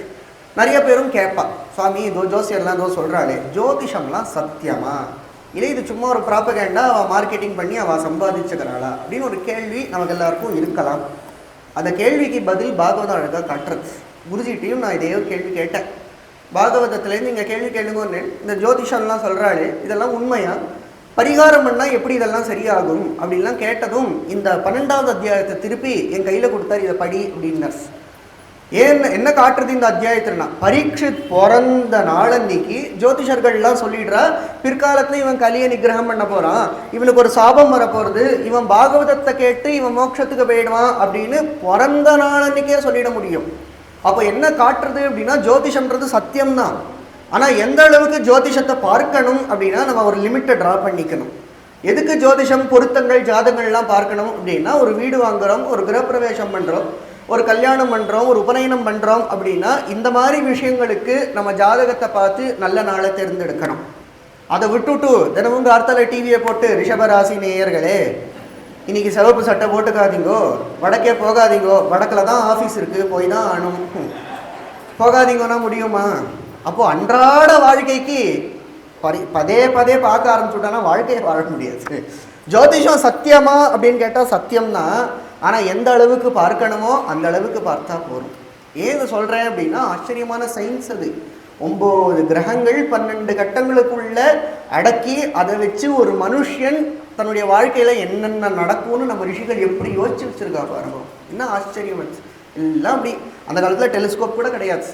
கிரகங்களுடைய ஒரு மூமெண்ட்ஸை வச்சுட்டும் குணங்களை வச்சுட்டும் ஒரு பேட்டர்னை வச்சுட்டு எவ்வளவா யோசிச்சு ஒரு சாஸ்திரத்தை கொண்டு வந்து வச்சுருக்காங்க. அந்த மாத்திரத்தில் ரசிக்கணுமே தவிர அதை விட போனோம் அப்படின்னா அன்றாட வாழ்க்கைக்கு கஷ்டம் வந்துடும். அப்போ பரீட்சித்து ராஜ்ய பரிபாலனம் பண்ணிட்டு இருக்கான். இப்போது ராஜ்ய பரிபாலனம் பண்ணிட்டு ஒரு திக்விஜயத்துக்கு கிளம்புறான். திக்விஜயத்துக்கு போகும்பொழுது ஆர்யாவர்த்தம் அப்படின்ற ஒரு பிரதேசம். அங்கே போனதும் ஆச்சரியமான ஒரு காட்சியை பார்க்குறான் பரீட்சித். என்ன காட்சியை பார்க்குறான் அப்படின்னா ஒரு தேரில் ஓடின்னு இருக்கான். இந்த தேருக்கு விசேஷம் ஒன்று உண்டு. 2 பேருக்கு தான் பாகவதத்தில் சிம்மத்வஜம் உண்டு. ஒன்று யாருக்குன்னா பரீட்சத்துக்கு சிம்மத்வஜம் உண்டு. அவன் தேர்கொடியில் சிம்மம் போட்டிருக்கும். இன்னொருத்தர் யார் அப்படின்னா அஷ்டமஸ்கந்தத்தில் பலிக்கு சுக்கராச்சாரியர் யாகம் பண்ணி ஒரு திவ்யமயமான தேரை கொண்டு வரார். அதுலேயும் சிம்மத்வஜம் உண்டு. 2 பேருக்கு தான் சிம்மத்வஜம் வச்ச தேர் பாகவதம் சொல்கிறது. அப்படி ஒரு தேரை ஓட்டின்ட்டு ஜம்முன்னு பரீட்சித்து வரான். வந்தால் ஒரு காட்சியை பார்த்ததும் ஸ்டன்னாகி நின்றுட்டான். என்ன காட்சி அப்படின்னா ஒரு நீச்சனை போல ஒரு வேஷம் போட்டுண்டு ராஜா. ஆனால் ராஜா வேஷம் பார்த்தாலே தெரியுறது அவன் நீச்சனா. ஏன் அப்படி சொல்கிறோம் அப்படின்னா ஒரு ராஜானா அங்க அடையாளத்தை பார்த்தாலே தெரிஞ்சிடும் நமக்கு. அந்த தோள்களும் சரி, அவனுடைய நான்கயிறு பட்டு தோளில் ஒரு மார்க் வந்திருக்கும், அம்பு விட்டு கையிலலாம் ஒரு மார்க் வந்திருக்கும், சாமுத்திரிகா லட்சணம்னு ஒன்று இருக்கு இல்லையா. இவனை பார்த்தாலே தெரியறது ராஜாத்துக்கு எந்த அருகதையும் கிடையாது. ஆனால் ஏதோ ஒரு ட்ராமா கம்பெனிலேருந்து வாடகை வாங்கியிருக்கானா தெரியல, ஒரு கிரீடத்தை தலையில் மாட்டின்னு இருக்கான், ஒரு பட்டு வஸ்திரத்தை போட்டுன்னு இருக்கான், தோல் வளையங்கள்லாம் தொலைதெல்லாம் தொங்கிறது, கையில் ஒரு கத்தி மட்டும் வச்சுட்டு இருக்கான், பெருசாக ஒரு வாழ் வச்சுட்டு இருக்கான். வாழ் வச்சு என்ன காரியம் பண்ணியிருக்கான் அப்படின்னா ஒரு காளை மாடு நின்றுருக்கு. இந்த காளை மாடுடைய 3 காலை வெட்டியிருக்கான், ரத்தம் சொட்டின்னு இருக்கு. பக்கத்தில் ஒரு பசுமாடு நின்றுருக்கு. இந்த பசுமாடு அழுதுண்டே இருக்கு. காளை மாடு பேசுறதெல்லாம் பரீட்சத் காதில் விழுது. இந்த காளை மாடு பார்த்து கேட்கறது, நீ ஏமா அழற? எனக்கு 3 கால் போயிடுத்துன்னு அழறியா, இல்லை உனக்கு வேற ஏதாவது கஷ்டம் நீ அழறியா, என்ன காரணம் அப்படின்னு கேட்டுட்டே இருக்கும்பொழுது அந்த பசுமாடு அழுதுண்டே சொல்றது, என்னத்த சொல்றது, என்னைக்கு பகவான் என்னை விட்டுட்டு கிளம்பினானோ அன்னிலேருந்து எனக்கு கஷ்டம்தான். காவா சகேத விரகம் புருஷோத்தமஸ்ய, புருஷோத்தமனான பகவானுடைய விரகத்தை யாரால தான் தாங்க முடியும்? அது மட்டும் இல்லை, உனக்கும் இப்படி ஒரு நிலைமை வந்துடுத்தே, என்ன பண்ணுறது, நம்மளெல்லாம் யாரை ரட்சிப்பா அப்படின்னு அழுதுண்டே இருக்கும்பொழுது பரீட்சித் தடுத்து விடுறான். அதை அந்த 4வது காலையும் வெட்டுறதுக்கு இந்த நீச்சன் வரும்பொழுது, இந்த துஷ்டன் வரும்பொழுது பரீட்சித்து தடுத்து விடுறான். தடுத்து இவன் தான் பண்ணியிருக்கான்னு தெரியறது. இருந்தாலும் ராஜ தர்மம் விசாரிச்சுட்டு தான் ஒரு தண்டனை கொடுக்கணும். அவசரப்பட்டு முடிவு எடுக்கக்கூடாது. நல்ல காளமாடுகிட்ட விசாரிக்கிறான், இந்த நிலைமைக்கு நான் ஆளாக்கினது யாரு அப்படின்னதும் அந்த காளமாடு ரொம்ப அழகா பதில் சொல்லிட்டு, சில பேர் இதை கர்மான்னு சொல்லுவா, சில பேர் இதை பாவம்னு சொல்லுவா, ஒரு வேளை போன ஜென்மத்துல இவன் கையை நான் வெட்டியிருப்பேன், அதனால இப்போ என் காலை வெட்டுறான் அப்படின்னு ரொம்ப தத்துவமா தர்மமா பதில் சொன்னதும் புரிஞ்சுட்டான். இந்த பசுமாடு யாரு அப்படின்னா பூமாதேவி தான் பசுமாடு. காளமாடு யாரு அப்படின்னா தர்ம தேவதை தான் காளமாடு. தர்ம தேவதை காளையாக ஒரு டெபிக்ஷன் நம்ம சனாதன தர்மத்தில் இருக்கு. இன்னைக்கும் சிவன் கோவில் வாசல்ல போனால் ஒரு காளை நந்தின்னு படுத்துட்டு இருக்கார், உட்கார்ந்துட்டு இருக்கார் வாசல்ல.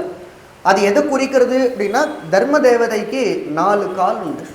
எது அப்படின்னா தபஹா, சத்தியம், தயா, சௌச்சம், இதுதான் 4 கால். These are the 4 pillars of dharma. தர்மம் இது 4ல் தான் நிற்கிறது.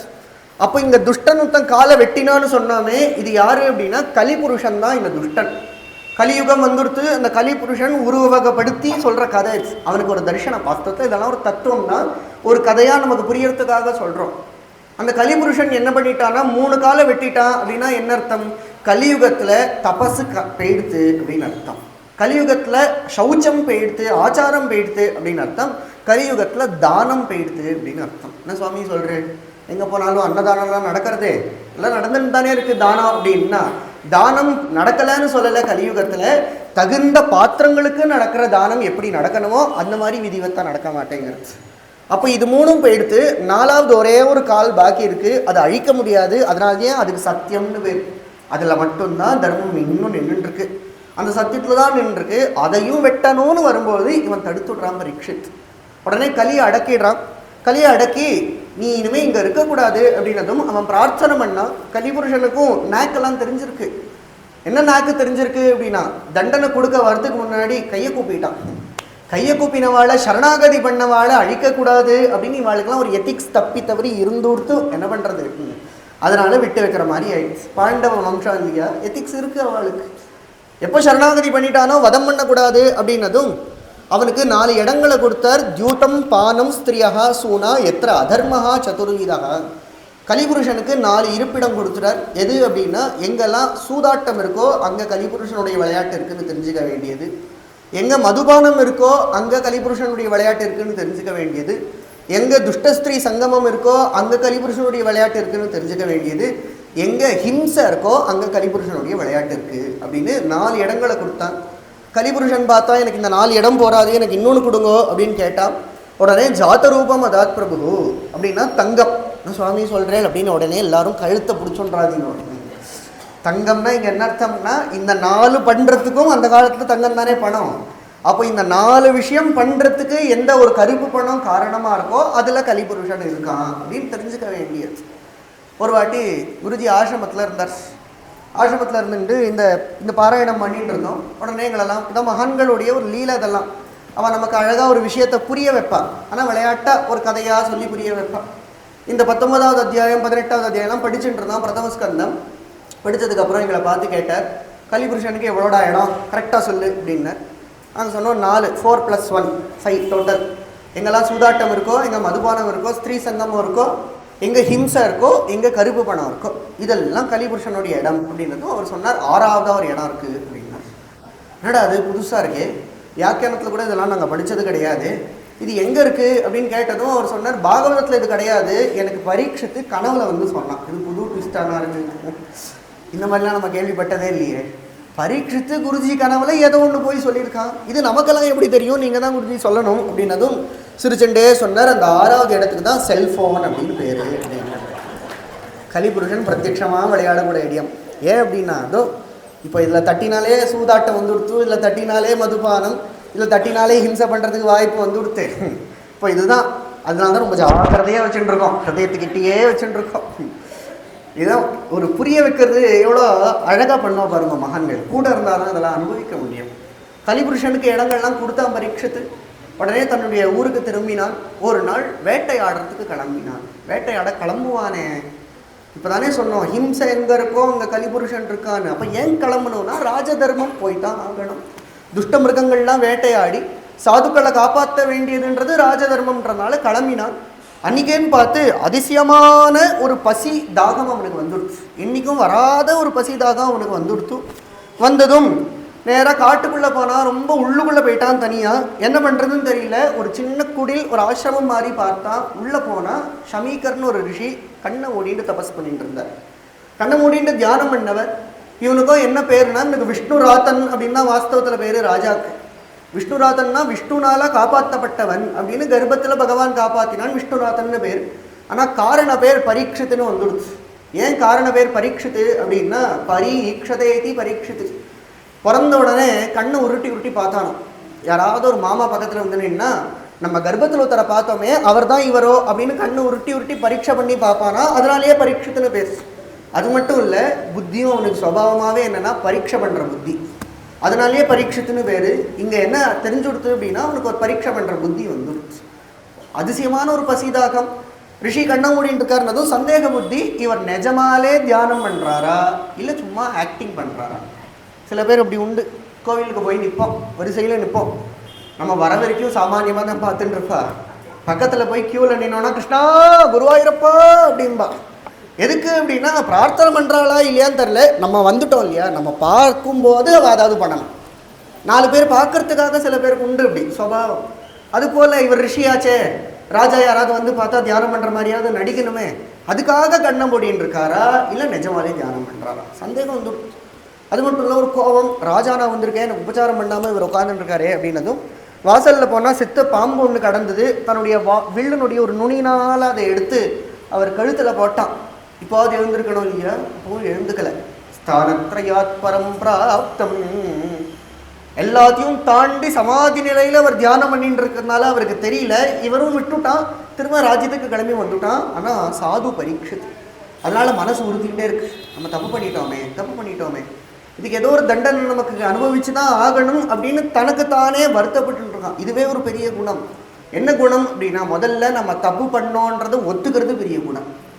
லோகத்தில் அதுவே அதிசயம்தான்.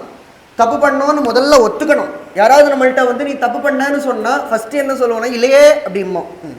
அதுக்கப்புறம் இல்லை நான் பார்த்தேன் அப்படின்னு நான் இன்னும் சமர்த்தனம் பண்ண அப்படின்னா அடுத்தது என்ன சொல்லுவோம், யார் தான் இந்த தப்பு பண்ணல அப்படின்னு ஜஸ்டிஃபை பண்ணுவோம். நம்மளுடைய சுபாவம் அது. ஆனால் சாதுக்கள் எப்படி இருப்பான்னா, ஒரு கால மனசில் ஏதாவது தப்பாக ஒன்று தோணிடுத்து அப்படின்னா அதை முதல்ல ஒத்துப்பா, அதுக்கு என்ன சரி பண்ணணுமோ அதை பண்ணணும்னு பார்ப்பா. அதுதான் மகான்களுடைய ஒரு யோசனை. அப்படிதான் சிந்தனை வாழ்வு ஓடும். பரீட்சத்துக்கும் இதே மனசில் ஓடின்னு இருக்கு. ஆனால் இந்த காரியத்தை பண்ணானோ இல்லையோ, இந்த ரிஷியுடைய ஷமீக்கருடைய புத்திரன் ஸ்ருங்கின்னு பேர், 5 வயசு குழந்தை, கௌஷிகை நதி தீரத்தில் அவன் ஃப்ரெண்ட்ஸோட விளையாடின்னு இருந்தான், சின்ன பையன். ஆனால் காயத்ரி ஜபம் நன்னா பண்ணுவானா, அதனால ஒரு திவ்ய திருஷ்டி, தீர்க்க திருஷ்டி அவனுக்கு உண்டு. இந்த அபச்சாரம் தான் அப்பாவுக்கு நடந்திருக்கு அப்படின்னு தெரிஞ்சதும் அங்கே கோபம் வந்தது இந்த ஷிங்கி அப்படின்ற பையனுக்கு. கௌஷிகை நதி ஜலத்தை எடுத்துட்டா, அப்போ ஸ்பிருஷியான கையை தொட்டுண்டா, அங்கேருந்தே ஒரு ஆயுதத்தை விட்டான் அப்படின்ற. இவன் ஒரு ரிஷிகுமாரன் தானே, இவன் கையில் ஏது ஆயுதம் அப்படின்னா, இவன் கையில் ஆயுதம் இல்லையா, வாக்வஜ்ரம் விசசர்ஜக, வாக்குனால ஒரு வஜ்ராயுதத்தை விட்டான் அப்படின்றார். இந்த வாக்குனால வர வஜ்ராயுதம் பின்னாடி திருத்திய ஸ்கந்தத்தில் சொல்லும்பொழுது அனிவாரணம் அஸ்திரபூகைகி, இந்த வாக்குலேருந்து ஒரு ஆயுதம் வந்துடுத்து ஒரு மகாத்மா கிட்டேருந்து அப்படின்னா என்ன அஸ்திரம் கவச்சம் போட்டால் கூட காப்பாற்றிக்க முடியாது. அவ்வளோ பவர்ஃபுல்லானது அது. தபசுனால வரக்கூடிய ஒரு வார்த்தை இல்லையா. அங்கேருந்தே ஒரு சாபம் விட்டா, ஈதி லங்கித மரியாதம் தக்ஷகா சப்தமேகனி தங்ஷதி ஸ்ம குலாங்காரம் சோதித்தோமே ததத்ருகம். இன்னிலேருந்து 7வது நாள் தக்ஷகன் அப்படின்ற தேவ பாம்பு உன்னை தீண்டி நீ சாக கடவுது அப்படின்னு அங்கேருந்தே சாபம் விட்டான். அவனுடைய தேஜஸ் எல்லாம் குறைஞ்சு போயிடுச்சு. அத்தனை தபஸ் பண்ணி வச்சிருந்தான் இல்லையா, எப்போ சாபம் விட்டானோ அத்தனையும் குறைஞ்சு போயிடுச்சு. அப்பா கிட்ட ஓடி வந்தான், அப்பாவை எழுப்பினான். அப்பா பார்த்தார், என்னடா காரியம் பண்ணியிருக்க அப்படின்னு. அவரும் வருத்தப்பட்டார், பெருமை பீத்திக்கல. என் பையன் பார்த்தியா ராஜாக்கே சாபம் விட்டான்னு அவருக்கு பெருமை இல்லை.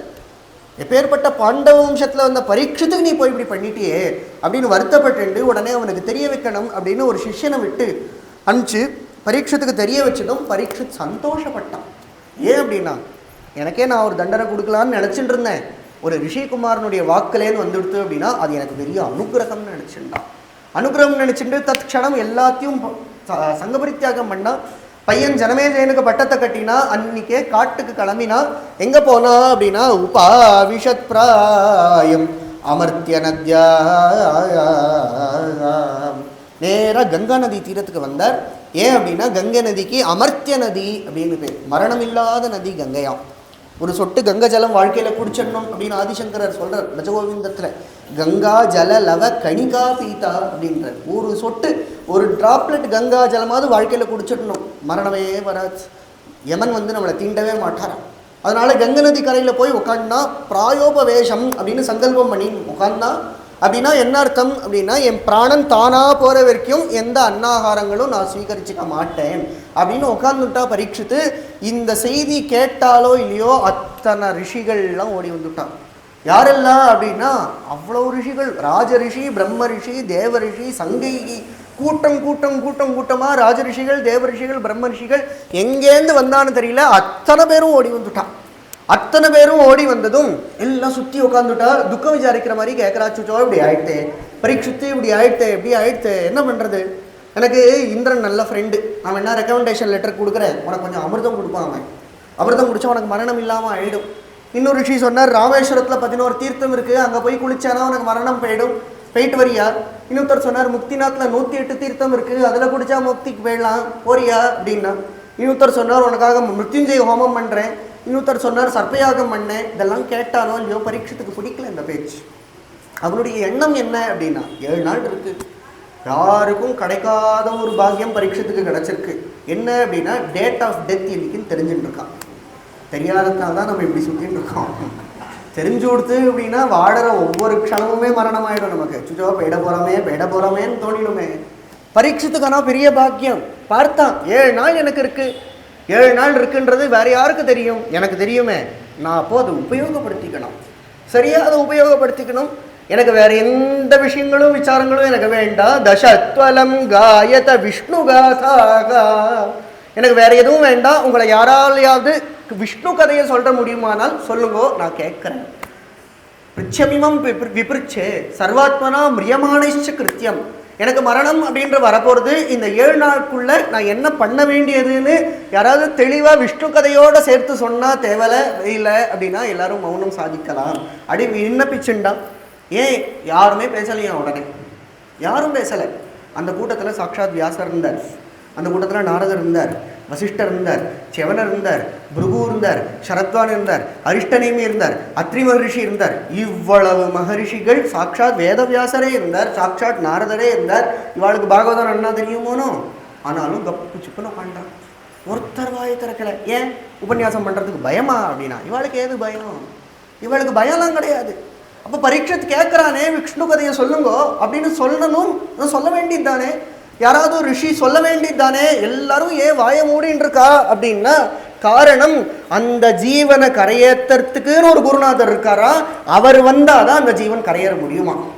ஏன் அப்படின்னா இந்த குருநாதருக்கும் சிஷ்யனுக்கும் ஒரு சம்பந்தம் இருக்கு இல்லையா, அது என்ன நேத்திக்கு இன்னைக்கு வந்த சம்பந்தம் கிடையாது, ஜன்மாவா இருக்கக்கூடிய ஒரு சம்பந்தம். அது நமக்கு புரியாது. எங்கே சுற்றி வந்தால் கூட மோட்சம்னா அந்த குருநாதர் மூலம் மட்டும்தான் மோட்சம் கிடைக்கும். மற்ற மகன்களை சேவிக்கலாம், ஆனால் குருநாதர்னு வந்துட்டா அது ஒருத்தர் தான். அந்த குருநாதருக்கு தான் தெரியும் நம்மளை பற்றி, நம்மளை எப்படி கரையேற்றணும்னு அந்த மகாத்மாவுக்கு மட்டும்தான் தெரியும்.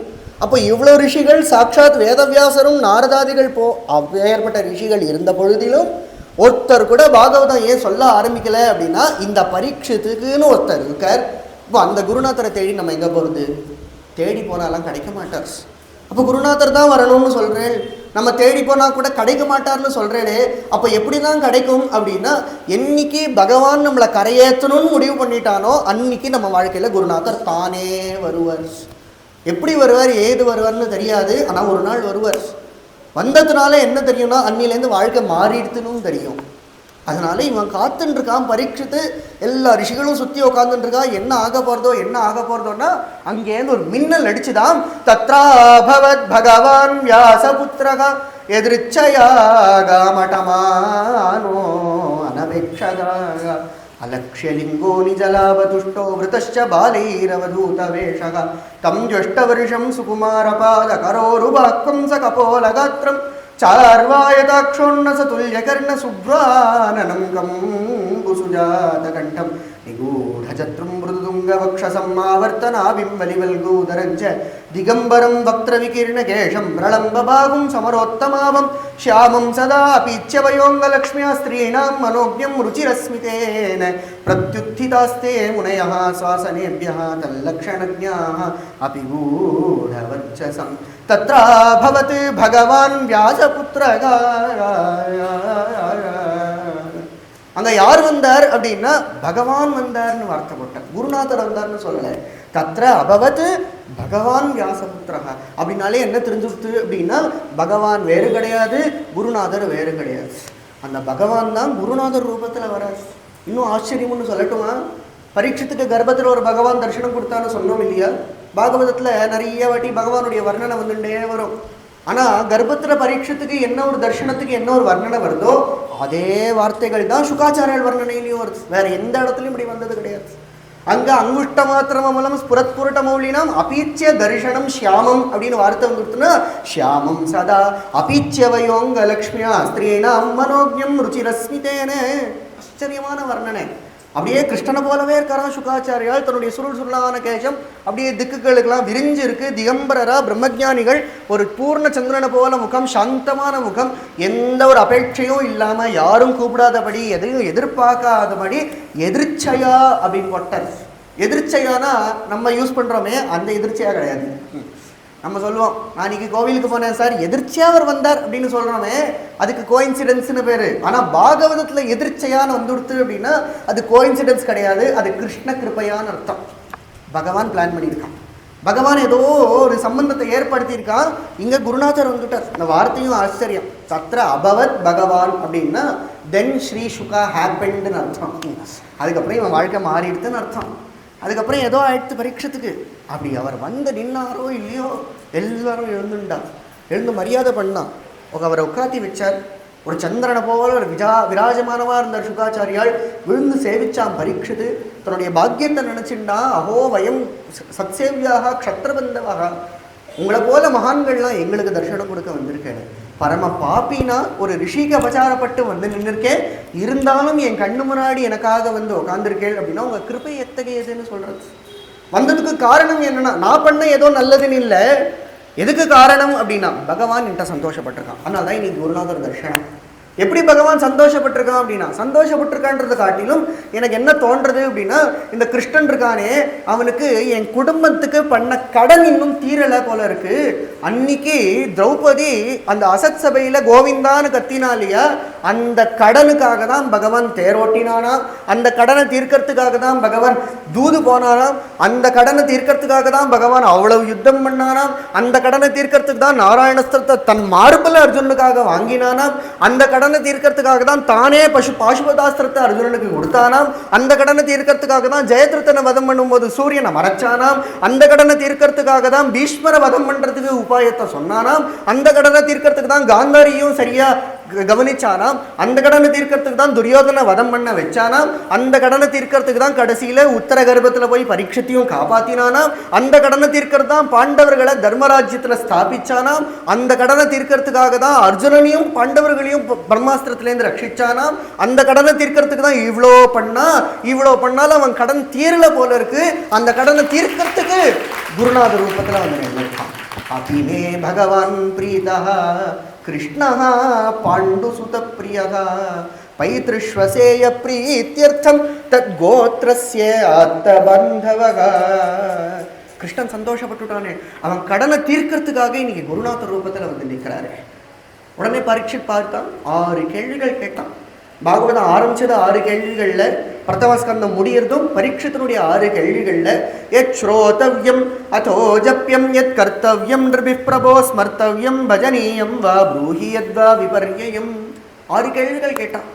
முதல் கேள்வி எதை கேட்க வேண்டியது, எத் ஸ்ரோதவ்யம் எதை ஜபம் பண்ண வேண்டியது, எதை பண்ண வேண்டியது, எந்த காரியத்தை செய்ய வேண்டியது, எத் கர்த்தவ்யம் நிருபிப் பிரபோ ஸ்மர்த்தவ்யம் எதை ஸ்மரிக்க வேண்டியது, எதை பஜனை பண்ண வேண்டியது அப்படின்னு பண்ண வேண்டியதெல்லாம் 5 கேள்விகளாக கேட்டுவிட்டு டு நாட் ஏதாவது இருந்தால் சொல்லுங்க, எது பண்ணக்கூடாதுன்னு சொல்லுங்க அப்படின்னு 6வது கேள்வியை கேட்டான். சந்தோஷப்பட்ட சுகாச்சாரியால் 2வது ஸ்கந்தத்தில் பேச ஆரம்பித்தவர் 12வது ஸ்கந்தம் 5வது அத்தியாயம் வரைக்கும் பேச போகிறார். முழுக்க குருநாதருடைய உபன்யாசம் தான் இனிமேல். சுகாச்சாரியால் சந்தோஷப்பட்டார். ஒரு நல்ல கேள்வி, நல்ல சிஷ்யன் கிடச்சுட்டா கதை சொல்கிறவங்களுக்கு உற்சாகம் வந்துருமா. அதனால ஜம்முன்னு ஆரம்பிச்சுட்டார். வரியான் ஏஷதே பிரஷ்னஹ கிருதோ லோகஹிதம் நிருப ஆத்மவித் சம்மத பும்சாம் ஸ்ரோதவ்யாதிஷு யஃப் பரகா ஸ்ரோதவ்யாதீனி ராஜேந்திர நடாம் சந்தி சகஸ்ரஷக அபஷ்யதாமாத்மதத்வம் கிருஹேஷு கிருஹமேதினாம் நித்ரயா கிரியதே நக்தம் யவாயேன ச வாவயஹ திவாச்ச அர்த்தேகயா ராஜன் குடும்பபரணேன வா தேகாபத்யகளத்ராதிஷு ஆத்மசைன்யேஷ்வசத்வபி தேஷாம் பிரமத்தோ நிதனம் பஷ்யன்னபி ந பஷ்யதி தஸ்மாத் பாரத சர்வாத்மா பகவான் ஈஸ்வரோ ஹரிஹ ஸ்ரோதவ்யஹ கீர்த்திதவ்யஸ்ச ஸ்மர்த்தவ்யஸ்ச இச்சதா பயம் ஏதாவான் சாங்கியயோகாभ्याम ஸ்வதர்ம பரிநிஷ்டயா ஜன்மலாபஹ பரஃ பும்சாம் அந்தே நாராயண ஸ்மிருதிஹி. ஜம்முன்னு ஆரம்பிச்சார். ஏ பரீட்சித்தே, முதல் வார்த்தையே வெரி குட் அப்படின்னார். குருநாதர்கிட்ட இது கிடைக்கிறது ரொம்ப கஷ்டம், அனுபவத்துலையும் சொல்கிறேன். வெரி குட் கிடைக்கிறதுன்றது ரொம்ப கஷ்டம். ஆனால் பரீட்சத்துக்கு வாங்கிட்டான் முதல்லையே. ஏன் அப்படின்னா நல்ல கேள்வி கேட்டாடா அப்படின்னு ஸ்லாகிச்சார். இவன் யோசிக்கிறான், 6 கேள்வி நான் கேட்டேனா, அதில் எந்த கேள்வியை இவர் கொண்டாடுறார் அப்படின்னா, முதல் கேள்வி ஒன்று கேட்டானே எதை கேட்க வேண்டியதுன்னு, அதுதான் ரொம்ப சிரேஷ்டமான கேள்வி. லோகத்துக்கே ஹிதம் பண்ணக்கூடிய கேள்வி இது. பிற்காலத்தில் யார் பாகவதம் சொன்னால் கூட பரீட்சித்தே உன் கேள்வியை ஸ்லாகிச்சுட்டு தாண்டா ஆரம்பிக்க வேண்டியதாக இருக்கும். அதனாலேயே எல்லா ஞானிகளும் கொண்டாடியுடைய ஒரு கேள்வியாக இருக்கிறது. நான் சொல்கிறேன் கேளு.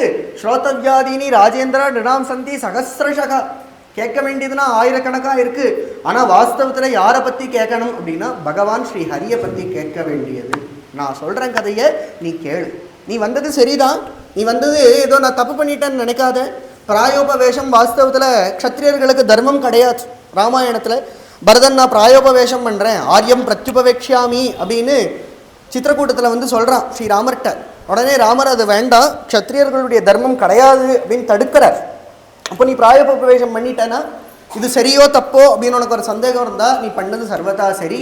காரணம் என்ன அப்படின்னா ஜன்மலாபஹா பரப்பும்சாம் அந்தே நாராயண ஸ்மிருதி. வாழ்க்கையில் பெரிய லாபம் எது அப்படின்னா கடைசி காலத்தில் பகவானுடைய ஸ்மரணம் வருது தான் பெரிய லாபம்.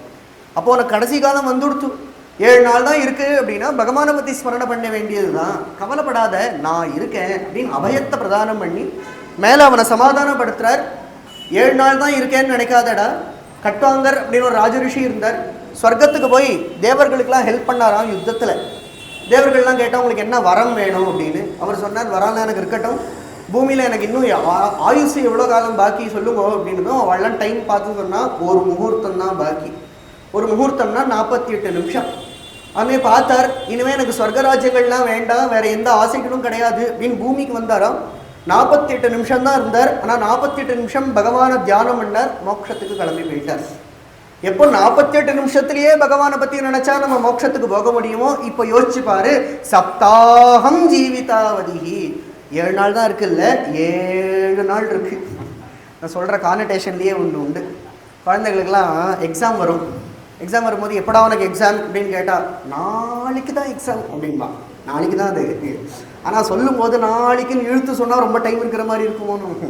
அது மாதிரி இங்கே சுகாச்சாரியனும் சொல்கிறார், சப்தாகம் ஜீவிதாவதி. 48 நிமிஷமே போரும்டா, ஒரு க்ஷணமே போரும். ஆனால் உனக்கு 7 நாள் இருக்குது அப்படின்னா கதை சொல்கிறதுக்கு நான் இருக்கேன், நீ ஏன் கவலைப்படுற? ஜம்முன்னு கதை சொல்ல ஆரம்பிச்சார். முதல்ல நீ பண்ணது சரி அப்படின்னு சமர்த்தனம் பண்ண. வைராக்கியம் வந்துடுத்து அப்படின்னா வீடெல்லாம் விட்டுவிட்டு காட்டுக்கு கிளம்பி போக வேண்டியது. சிந்தியாது அசங்க சஸ்திரேன அப்படின்னு காட்டுக்கு கிளம்பி போய் பகவானை தியானம் பண்ண வேண்டியது அப்படின்னு 2 விதமான தியான தாரணைகளை சொன்னார். ஒன்று விராட் புருஷனான ஒரு தியானம், இன்னொன்று கிருஷ்ணனான ஒரு தியானம். 2 வர்ணனைகளை பண்ணார். மேலே வைராக்கியத்தை போதிச்சார். நீ பண்ணுறது சரிதான், வைராக்கியத்தை வளர்த்துக்கோ வாழ்க்கையில். ஏன் அப்படின்னா சாட்சாத் சர்வேஸ்வரனான திருவேங்கடமுடையானே மண் கவளையத்தில் தான் சாப்பிட்றார். நமக்கு எதுக்கு வெள்ளித்தட்டு அவசியம், தங்கத்தட்டு அவசியம்? சாட்சாத் அந்த பகவானே மண் கவளையத்தில் தான் சாப்பிட்றார். பூரி ஜெகநாதர் மண் கவளையத்தில் தான் சாப்பிட்றார். படுத்துக்கணும் அப்படின்னா தலகாணி வேணும், படுக்க வேணும்லாம் எதிர்பார்க்காத ரங்கநாதரே கையை தான் தலகாணியாக வச்சுட்டுருக்கார். நமக்கு என்ன அப்படின்னு ஒன்றா வைராக்கியத்தையே போதிச்சுன்னு வரார். பகவான் நம்மளை கைவிட்டு விட மாட்டானா? யோகக்ஷேமம் பகவான் நம்மளோட வகிப்பான், நீ கவலைப்படாத அப்படின்லாம் சொன்னார். அதுக்கப்புறம் பார்த்தார், இது பரீட்சத்துக்கு வேணால் சரிப்படும். பின்னாடி பாகவதம் கேட்குற நமக்கெல்லாம் இது சரிப்பட்டு வராது. நமக்கு பிரசாதங்கள்லாம் தேவை. ஒரு கிருஷ்ணஜரணம் ஆச்சுன்னா ஒரு 2 முறுக்கு 2 சீடை எல்லாம் சாப்பிட்டா தானே நமக்கும் பாராயணம் ஓடும். அப்போ பின்னாடி பாகவதம் கேட்குறவாளுக்கெல்லாம் இந்த வைராக்கியம் சொன்னால் எப்படி சரிப்பட்டு வரும் அப்படின்னு பார்த்தார் அவரே கிருப்பையோட. இப்போ நமக்கெல்லாம் வைராக்கியம் வளர்த்துண்டு யோக ரீதியில் மோட்சம் போக முடியாதுன்னா நமக்கெல்லாம் ஏது வழி அப்படின்னா நமக்கும் ஒரு வழியை சொன்னார். பிபந்தியே பகவத ஆத்மனசதாம் கதாமிருதம் ஸ்ரவண புட்டேஷு சம்ருதம் புனந்தி தே விஷய விதூஷிதாஷயம் விரஜந்தி தரண சரோருஹந்திகம். இன்னொரு வழி இருக்குது மோட்சத்துக்கு போகிறதுக்கு. எது அப்படின்னா கதையை கேட்கறது தான் அந்த வழியா. இந்த கதையை கேட்கறது எப்படி அப்படின்னா ஒரு அலங்காரமாக சொல்கிறார். இந்த காது அப்படின்றது 2 தொன்னை மாதிரி இருக்கான். இந்த 2 தொன்னையில் ஹரிகதைன்ற அமிர்தத்தை வாங்கி நல்லா ரொப்பி வச்சுக்கணுமா. இந்த தொன்னையில் இப்படி காது வழியாக ரொப்பி வச்சுட்டா ஒரு நாள் நமக்கு மோட்சம் கிடச்சிடும். மோட்சம் கிடைச்சதுலேயும் ஒரு விசேஷம் உண்டா. மோட்சத்துலேயே ஒரு சின்ன வித்தியாசத்தை எடுத்து காட்டுறா. வைஷ்ணவர்கள்லாம் ஒரு ஸ்லோகம் சொல்வா, பக்தைஹி பாகவதை சக அப்படின்னு. வைகுண்டேத்து பரேலோகே ஸ்ரீயாசார்த்தம் ஜெகத்பதி ஆஸ்தே விஷ்ணு அச்சிந்தியாத்மா பக்தைஹி பாகவதை சக. வைகுண்டத்தில் பக்தர்கள்னு சில பேர் இருக்கலாம், பாகவதர்கள்னு சில பேர் இருக்கலாம். யார் இந்த பக்தர்கள் அப்படின்னா பீஷ்மர் போன்ற யோகீஸ்வரர்கள்லாம். அவள்லாம் யோக மார்க்கத்தில் தபஸ் பண்ணி சில பேர் மோட்சத்துக்கு போகிறா இல்லையா. அவள்லாம் வைகுண்டத்தில் எங்கே உட்காந்துருப்பா, எங்கே நின்றுட்டுருப்பா அப்படின்னா பெருமாள் நடுவில் உட்காந்துருக்கார் அப்படின்னா பின்னாடி இந்த பால்கனி சீட் அப்படின்லாம் சொல்லுவா தெரியுமா சபாவில். அது மாதிரி பின்னாடி ரோவில் இந்த யோகிகளுக்கெல்லாம் சீட்டு அலாட் ஆகிருக்குமா. உள்ளே வரும்போதே ஜெய விஜயர்கள் கேட்பா, நீங்கள் என்ன தபஸ் பண்ணி என்ன சாதனை வழியாக வைகுண்டத்துக்கு வந்தேள் அப்படின்னு அவள் டிக்கெட்டை நீட்டும் போது தபஸ் யோகம் அப்படின்லாம் போட்டிருந்தது அப்படின்னா ஒருத்தர் 2 பேர் தான் அதில் அடைவா. அப்படி ஒருத்தர் 2 பேர் அடைஞ்சவா பின்னாடி போய் உட்காருவாளாம். இன்னும் சில கோஷ்டி இருக்குது. யாருன்னா நம்ம தான். இந்த கதை கேட்டு போகிற ஒரு கோஷ்டி ஒன்று இருக்குது இல்லையா. உள்ள வைகுண்டத்துக்கு போகும்போது அவள் கேட்பா. கேட்கும்பொழுது என்ன சொல்லணும் அப்படின்னா, நாங்களாம் பாகவத கதை கேட்டு வந்திருக்கோம் அப்படின்னு நம்ம ரெசிப்டை நீட்டினோம் அப்படின்னா அவள்லாம் சொல்வா, நீங்கள் பின்னாடி கிடையாது, இதோ முன்னாடி வாங்கோ அப்படின்னு பகவான் பக்கத்தில் ஒரு சீட்டை கொடுப்பாளாம். விரஜந்தி தரண சரோரு ஹந்திகம், கிட்டக்க பகவான் கிட்ட கொண்டு போய் உட்காந்து வச்சுருவாளாம். எதனாலன்னா உட்காந்து கதை கேட்டால் போகிறோம், இதுதான் சாதனை, இது போகிறோம் அப்படின்னு சுகாச்சாரலே சொன்னார். மேலே பரீட்சித் கேட்டால் பகவானுடைய லீலைகள்லாம் எல்லாம் சொல்லணும், உதார லீலையை முக்கியமாக சொல்லணும், சிருஷ்டி ஸ்திதி சம்மாரங்கள் எப்படி பண்ணுறான் அப்படின்னதும் சுகாச்சாரியாலே ஒரு தியான ஸ்லோகம் போல சுகஸ்துதி அப்படின்னு பகவானை பிரார்த்தனை பண்ணிகிட்டே ஆரம்பிக்கிறார். மேலே லோகங்களுடைய வர்ணனைகளை சொல்கிறார், சிருஷ்டியாதிகள் சொல்கிறார். புருஷ சூக்தத்தினுடைய ஒரு சாராம்சமாக 2 அத்தியாயங்களில் பகவான் எப்படியெல்லாம் சிருஷ்டி பண்ணா அப்படின்ற கதைகள்லாம் சொல்லின்னு வந்தார். முதல்ல சிருஷ்டி பண்ணும்போது என்னென்ன தத்துவங்கள் உண்டாச்சு, பூத சிருஷ்டி, பௌத்திக சிருஷ்டிகள்லாம் சொல்லி அவனுடைய கமல நாபியிலேருந்து தான் பிரம்மதேவர் உற்பத்தி ஆனார். பிரம்மாவுக்கு ஞானத்தை கொடுத்தார். என்ன ஞானம்னா அதுதான் பாகவத ஞானம் அப்படின்னு சதுஸ்லோகி பாகவதத்தை உபதேசம் பண்ணார். அது மூல பாகவதம். ரொம்ப சூக்ஷமான 4 ஸ்லோகங்கள், அவதாரிகா பலஸ்ருதிலாம் சேர்த்துட்டா 7 ஸ்லோகங்கள் வரும். அதை பகவான் பிரம்மாவுக்கு உபதேசம் பண்ணார். கேள்வி கேட்ட நாரதருக்கு இந்த பிரம்மா இந்த சதுஸ்லோகி பாகவதத்தை உபதேசம் பண்ணிட்டும் ஜனங்களுக்கு எப்படி பக்தி உண்டாகுமோ அதை விஸ்தாரப்படுத்து நீ அப்படின்னு துமேத திபுலி குரு அப்படின்னு அனுப்புகிற. நாரதர் வியாச பகவான்கிட்ட வந்தார். நேத்தி கேட்ட கதையை நம்ம ஞாபகப்படுத்திட்டோம் அப்படின்னா நாரதர் வியாசரை வந்து தோன்றார். வியாச பகவான் இந்த சதுஸ்லோகி பாகவதத்தை ஆதாரமாக வச்சு 18,000 ஸ்லோகமாக அதை விஸ்தாரமாக ரச்சனை பண்ணார். இதுக்கு 10 லட்சணங்கள் சொல்லப்படுறது. பொதுவாக புராணம் அப்படின்னா 5 லட்சணம் அப்படின்னு தான் உண்டு. பாகவதத்துக்கான விசேஷம் புராண திலகமாக இருக்கிறதுனால 10 லட்சணங்கள் சொல்லியிருக்கு. 3வது ஸ்கந்தத்துலேருந்து 12வது ஸ்கந்தத்துக்கு ஒவ்வொரு லட்சணத்தை பொருந்தி பெரியவர்கள்லாம் காமிச்சுட்டு வந்திருக்கா. இதோட 2வது ஸ்கந்தம் பூர்த்தி. 3வது ஸ்கந்தத்தில் இதே கேள்வியை பத்மம் கல்பம் அதோஷ்ரணம் அப்படின்னு ஆரம்பிக்கும் பொழுது பத்மகல்பத்தில் பகவான் பிரம்மா எப்படி மேலே பௌத்திக சிருஷ்டிகளை பண்ணார் அப்படின்னு அதே கேள்வி வரும்போது சுகாச்சாரியால் சொன்னார், விதுரர் ஒரு சமயம் மைத்ரேயர்கிட்ட இந்த கேள்வியை கேட்டார் அப்படின்னதும் பரீட்சித்துக்கு ஒரு கேள்வி வந்தது. விதுரர் ஏன் இந்த கேள்வியை கேட்கணும்? அவர் மகாபாரதத்தில் வர ஒருத்தராச்சே, அவர் தான் யுத்தம் வேண்டான்னு கிளம்பி போனவராச்சே, அவர் எப்படி மைத்ரேயரோட சேர்ந்து அவர் ஏன் இந்த கதையெல்லாம் கேட்டார் அப்படின்னதும் சுகாச்சாரியர் இந்த விதுரருடைய ஒரு கதையை சொல்ல ஆரம்பிக்கிறார். முழுக்க திரும்ப மகாபாரதத்தினுடைய ஒரு கதை தான்.